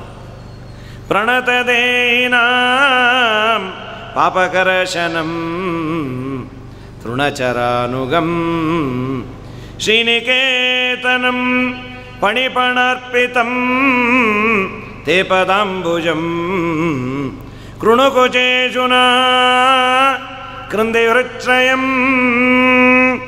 ಪ್ರಣತದೇಹಿನಾಂ ಪಾಪಕರ್ಶನಂ, ಯಾರು ಚೆನ್ನಾಗಿ ನಮಸ್ಕಾರ ಮಾಡ್ತಾರೆ. ಪ್ರಣತ ಬರೀ ನಮಸ್ಕಾರ ಅಲ್ಲ, ಬಾಯಲ್ಲಿ ಸ್ತೋತ್ರವನ್ನು ಹೇಳ್ತಾ, ತಲೆಯಲ್ಲಿ ದೇವರ ಚಿಂತನೆಯನ್ನು ಮಾಡ್ತಾ, ಹೆಜ್ಜೆಯ ಮೇಲೆ ಹೆಜ್ಜೆ ಇಟ್ಟು ದೇವರಿಗೆ ನಮಸ್ಕಾರವನ್ನು ಮಾಡಿ, ಇದೊಂದು ಸೌಭಾಗ್ಯ ಅಂದ್ಕೊಂಡು ಹೊರೆ ಅಂದ್ಕೊಳ್ಳದೆ, ದೇವರು ನಮಸ್ಕಾರ ಮಾಡುವಷ್ಟು ಕೈ ಕಾಲು ಭಾಗ್ಯ ಬುದ್ಧಿ ಕೊಟ್ಟನಲ್ಲ ಅಂಥೇಳಿ ಯಾರು ನಮಸ್ಕಾರ ಮಾಡಿದ್ದಾರೆ ಅವರ ಪಾಪವನ್ನೆಲ್ಲ ಕರ್ಶನ ಎಳ್ಕೋತೀನಿ ನೀನು. ಪ್ರಣತದೇಹಿನಾಂ ಪಾಪಕರ್ಶನಂ, ಪಾದಕ್ಕೆ ಕೊಟ್ಟ ಅಡ್ಜೆಕ್ಟಿವ್ಸ್ ಇದು. ಎಂಥ ಪಾದ ಅಂದರೆ ಪ್ರಣತದೇಹಿನಾಂ ಪಾಪಕರ್ಶನಂ ತೃಣಚರಾನುಗಂ. ತೃಣಚರರು ಅಂದರೆ ಗೋವುಗಳು, ಹುಲ್ಲನ್ನು ಮೇಯುವ ಗೋವುಗಳು ಅಥವಾ ಗೋಪಾಲಕರು, ಇವರ ಜೊತೆಯೂ ಓಡಾಡ್ತೀವಿ. ಇಂಥ ದೊಡ್ಡ ಯೋಗ್ಯತೆ ಬ್ರಹ್ಮಾದಿಗಳಿಂದ ವಂದ್ಯವಾದ ಲಕ್ಷ್ಮಿಯಿಂದ ಆದೃತವಾದ ಪಾದ ಇದ್ದರೂ ಎಷ್ಟು ಸಿಂಪಲ್ ಅಂದರೆ ಗೋವನ್ನು ಕಾಯಲಿಕ್ಕೂ ಹೋಗ್ತಿ, ಆ ಗೋಪಾಲಕರ ಜೊತೆಯಲ್ಲೇ ಇರ್ತಿ. ಇದು ದೇವರ ದೊಡ್ಡ ಸ್ಥಿಕೆ ಅಂತ. ತೃಣಚರಾನುಗಂ ಶ್ರೀನಿಕೇತನಂ, ಏನೋ ದನ ಕಾಯ್ತಾನೆ, ದೇವರಿಗೇನು ಕೆಲಸ ಇಲ್ಲ ಅನ್ನೋ ಶ್ರೀನಿಕೇತನಂ, ಲಕ್ಷ್ಮೀದೇವಿಗೆ ವಾಸಸ್ಥಾನ, ನಿಕೇತನ ಮನೆ, ಶ್ರೀನಿಕೇತನಂ. ನಿನ್ನ ಪಾದ ಎಂಥ ಪಾದ? ಪಣಿಪಣರ್ಪಿತಂ, ಪಣಿಯ ಪಣದಲ್ಲಿ ಇಟ್ಟು ನರ್ತನ ಮಾಡಿದ ಆ ಪಾದ. ಚೆಂಡು ತರುವನೆ ಪದಿ ಕಾಳಿಂಗನು ದಂಡ ಮಾಡುವ ಧುಮುಕಿ, ಚಂಡ ಕಾಳಿಂಗನ ಮಂಡೆಯೋಳು ಪಾದ ಪುಂಡರೀಕವನಿಟ್ಟು ತಾಂಡವನಾಡಿದ ಎಂಥ ಪಾವನ ಪಾದವೋ ರಂಗಯ್ಯ, ಇನ್ನೆಂಥ ಚೆಲುವ ಪಾದವೋ. ಆ ಪಣಿಯ ಪಣದ ಮೇಲೆ ಇಟ್ಟ ಪಾದ ನಮ್ಮ ಮೇಲಿಡು. ಏನಾಯಿತು? ಹಾವಿನ ಮೇಲೆ ಇಟ್ಟದ್ದಕ್ಕೆ ಅವನ ವಿಷ ಎಲ್ಲ ಹೋಯಿತು. ನಮ್ಮ ಹೃದಯವು ವಿಷದಿಂದ ತುಂಬಿದೆ. ತಿನ್ನೋ ಆಹಾರದ್ದು ಒಂದು ವಿಷ ಆದರೆ ಹೃದಯ ಹಾಲಾಹಲ ಆಗಿದೆ. ಒಳ್ಳೆಯ ವಿಷಯಗಳನ್ನು ನಾವು ಸೇವನೆ ಮಾಡೋದೇ ಇಲ್ಲ. ಯಾವುದೋ ಅದು ನಮ್ಮ ದುರ್ದೈವವೋ ಏನೋ. ಒಳ್ಳೆಯ ದೇವರ ವಾರ್ತೆ, ಮಂತ್ರ, ಸ್ತೋತ್ರ ಇದ್ಯಾವುದೂ ರೆಕಾರ್ಡ್ ಆಗೇ ಇರಲ್ಲ. ಯಾರ್ಯಾರನೋ ಬೈದದ್ದು, ಯಾರ್ಯಾರನೋ ಅಂದಿದ್ದು, ಯಾರ್ಯಾರನೋ ಅನ್ನಬೇಕು ಅಂತಿರೋದು ಎಷ್ಟು ಚೆನ್ನಾಗಿ ರೆಕಾರ್ಡ್ ಆಗಿರತ್ತೋ. ಅದನ್ನು 10 ಜನದ ಮುಂದೆ ಹೆಮ್ಮೆ ಅಂತೇಳಿ ಇವತ್ತು ಅವ್ರು ಸಿಕ್ಕರು ಮಠದಲ್ಲಿ ಉಪ್ಪಿನಕಾಯಿ ಹಾಕಿದೆ.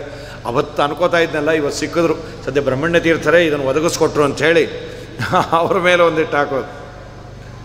ಕೆಲಸಕ್ಕೆ ಬಾರದ ಹೊಲಸು ವಿಚಾರಗಳೆಲ್ಲ ನಮ್ಮ ಹೃದಯದಲ್ಲಿ ರೆಕಾರ್ಡ್ ಆಗಿದೆ. ಅದನ್ನು ಬೇಡೋ ಸ್ವಾಮಿ, ನಿನ್ನ ಪಾದ ಒದ್ದು ಓಡಿಸ್ತೀವಿ. ನಮ್ಮ ಸೋದ್ವಿಜಯಲ್ಲಿ ಒಂದು ಮಾತಿದೆ, ದೇವರ ಪಾದ ಕೆಂಪಾಗಿದೆಯಂತೆ. ಕೆಂಪಿನ ಸಿಗ್ನಲ್ ಏನು ಅಂದರೆ ಅದು ಡೇಂಜರ್ ಅಂತ. ಯಾಕೆ ದೇವರ ಪಾದ ಕೆಂಪಾಗಿದೆ? ಪಾದ ಕೆಂಪಿರೋದು ಅದು ಲಕ್ಷಣ. ಕೆಂಪಗಿದ್ದರೆ ಪಾದ ಒಳ್ಳೆ ರಕ್ತ ಇದೆ ಅಂತ, ದೇವರ ರಕ್ತ ಇತ್ತ ಅಂತಾರೆ. ಹಿಂದೆ ನೋಡ್ತಾರಲ್ಲ, ಓಕೆ ಅಂತ ಹಿಂದೆಲ್ಲ ಈ ಕಣ್ಣನ್ನು ನೋಡಿ ಆ ಡಾಕ್ಟ್ರಿಗೆ ಗೊತ್ತಾಗೋದು. ಬೆಳ್ಳಗಿದ್ದರೆ ನಿಮಗೇನೋ ಡಿಫಿಷಿಯನ್ಸಿ ಇದೆ ಅಂತ. ಪಾದ ದೇವರದು ಕೆಂಪು ಯಾಕಿದೆ ಅಂತಂದರೆ ಭಕ್ತರ ಹೃದಯದಲ್ಲಿರುವ ರಾಗ ಅಂದರೆ ಬಯಕೆ, ಬೇಕು ಬೇಕು ಬೇಕು ಅನ್ನೋ ಬಯಕೆ ಇದೆಯಲ್ಲ, ಅದರ ಬಣ್ಣ ರೆಡ್ ಅಂತದು, ಡೇಂಜರ್ ಅಂತದು. ಅದು ತುಂಬ ಇರೋದ್ರಿಂದ ನಮ್ಮಲ್ಲಿ ಕೆಂಪದು. ಅದನ್ನು ದೇವರು ಒದ್ದು ಓಡಿಸಿ ಓಡಿಸಿ ಓಡಿಸಿ ಆ ಕೆಂಪು ಇವನಿಗೆ ಟ್ರಾನ್ಸ್ಫರ್ ಆಗಿದೆ ಅಂತ. ಆಗಿದೆಯೋ ಏನೋ ಆಗಿಲ್ಲ.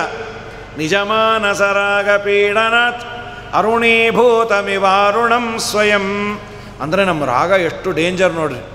ಈ ಕೆಲವು ಗೋಡೆ ಇರುತ್ತೆ ಪೇಂಟ್ ಆಗಿದ್ದು, ಅದಕ್ಕೆ ಹೋಗಿ ಹೊರಕೊಂಡ್ವಿ ಅಂದರೆ ಬಿಳಿ ಶಲ್ಲೆ ಹೋಗಿ ಕೆಂಪಾಗಿ ಕೂತ್ಬಿಟ್ಟಿರುತ್ತೆ. ಯಾವಾಗ ನೀವು ಸ್ವಾಮಿಗಳಾದ್ರಿ ಅಂತ, ಇಲ್ಲ ಅದು ಗೋಡೆ ಪ್ರಭಾವ ಅಂತ. ಹಾಗೆ ನಿಜಮಾನಸರಾಗ ಪೀಡನ ತರುಣೀಭೂತಮಿವಾರುಣಂ ಸ್ವಯಂ ಪಣಿಪಣಾರ್ಪಿತಂ ತೇ ಪದಾಂಬುಜಂ ಕೃಣುಕುಚೇಶುನಃ. ಆ ನಿನ್ನ ಪಾದಕಮಲಗಳನ್ನು ನಮ್ಮ ಸ್ತನದ ಮೇಲೆ ಇಡು, ನಮ್ಮ ಹೃದಯದಲ್ಲಿರುವ ದೋಷವನ್ನೆಲ್ಲ ದೂರ ಮಾಡು. ನಿನ್ನ ಪಾದ ನಮ್ಮ ಹೃದಯದಲ್ಲಿ ಹೊಳೆಯುವಂತೆ ಮಾಡು. ಇದು ನಮಗೂ ನಿಮಗೂ ಬೇಕೇ ಆಗಿದೆ. ಹೊಲಸಾದ ಹೃದಯ ಏನೇನೋ ತುಂಬಿಕೊಂಡಿದೆ, ಅದನ್ನು ಒದ್ದು ಓಡಿಸೋದು. ಸ್ವಾಮಿ ನೀನು ಒಳಗೆ ಬಂದೆ ಅಂದರೆ ಇದೆಲ್ಲ ಹೋಗತ್ತೆ ಅಂತ. ನಿನ್ನ ಮಾತು ಕೇಳಲಿಕ್ಕೆ ಚಂದಾನ. ಇದು ವಿದ್ಯಾವಾಚಸ್ಪತಿಗಳ ಪೆಟ್ಟಿದು. ಮಧುರಯಾಗಿರ ವಲ್ಗುವಾಕ್ಯಯ ಬುಧ ಮನೋಜ್ಞಯ ಪುಷ್ಕರೇ ಕ್ಷಣ ವಿಧಿಕರೀರಿಮಾ ವೀರಮುಖ್ಯತಿ ಅಧರಸೀಧುನಾ ಆಪ್ಯಾಯಸ್ವನಃ.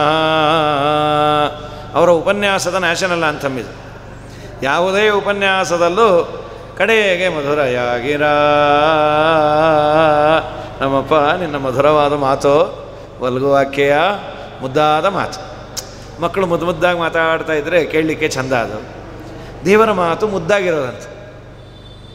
ಆದರೆ ಮಕ್ಕಳ ಮಾತನ್ನು ನಾವು ವ್ಯಾಲಿಡಿಟಿ ಕೊಡೋದು ಕಮ್ಮಿ. ಕೇಳಲಿಕ್ಕೆ ಚೆಂದ ಅಂಥೇಳಿ ಆ ಮಗು ಏನೇನೋ ಕೇಳಿದ್ದನ್ನೆಲ್ಲ ತೊಗೊಳ್ಳಲ್ಲ.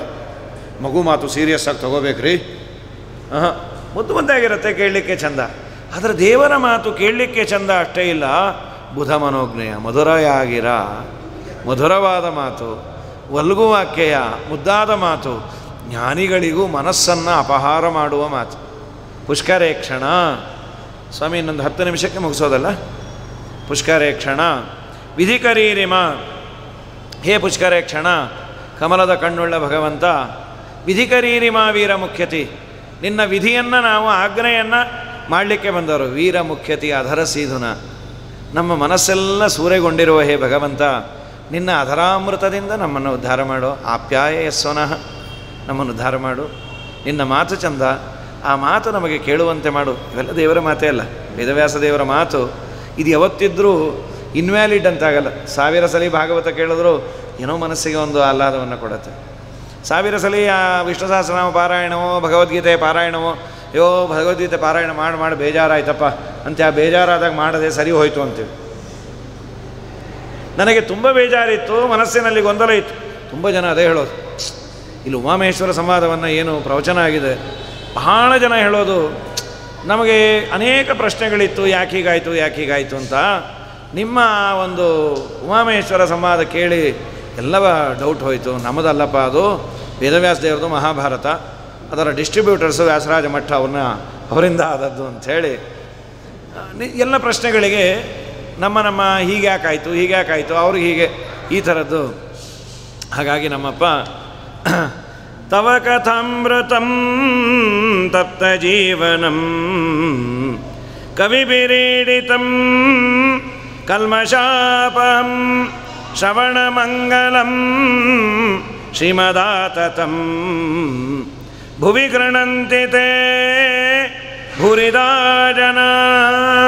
ನಿನ್ನ ಅಧಾಂತ ಕೊಡು, ನಾವು ನೀನಿಲ್ಲದೆ ಬದುಕೋದಿಲ್ಲ ಅಂದ್ರಲ್ಲ, ಹೇಗೆ ಬದುಕೇರಿ? ತವ ಕಥಾಮೃತಂ ತಪ್ತಾನ್ ಜೀವಯತಿ, ನಿನ್ನ ಕಥಾಮೃತ ಜೀವನದಲ್ಲಿ ನೊಂದು ಬೆಂದವರನ್ನು ಪುನಃ ಬದುಕುವಂತೆ ಮಾಡುತ್ತೆ.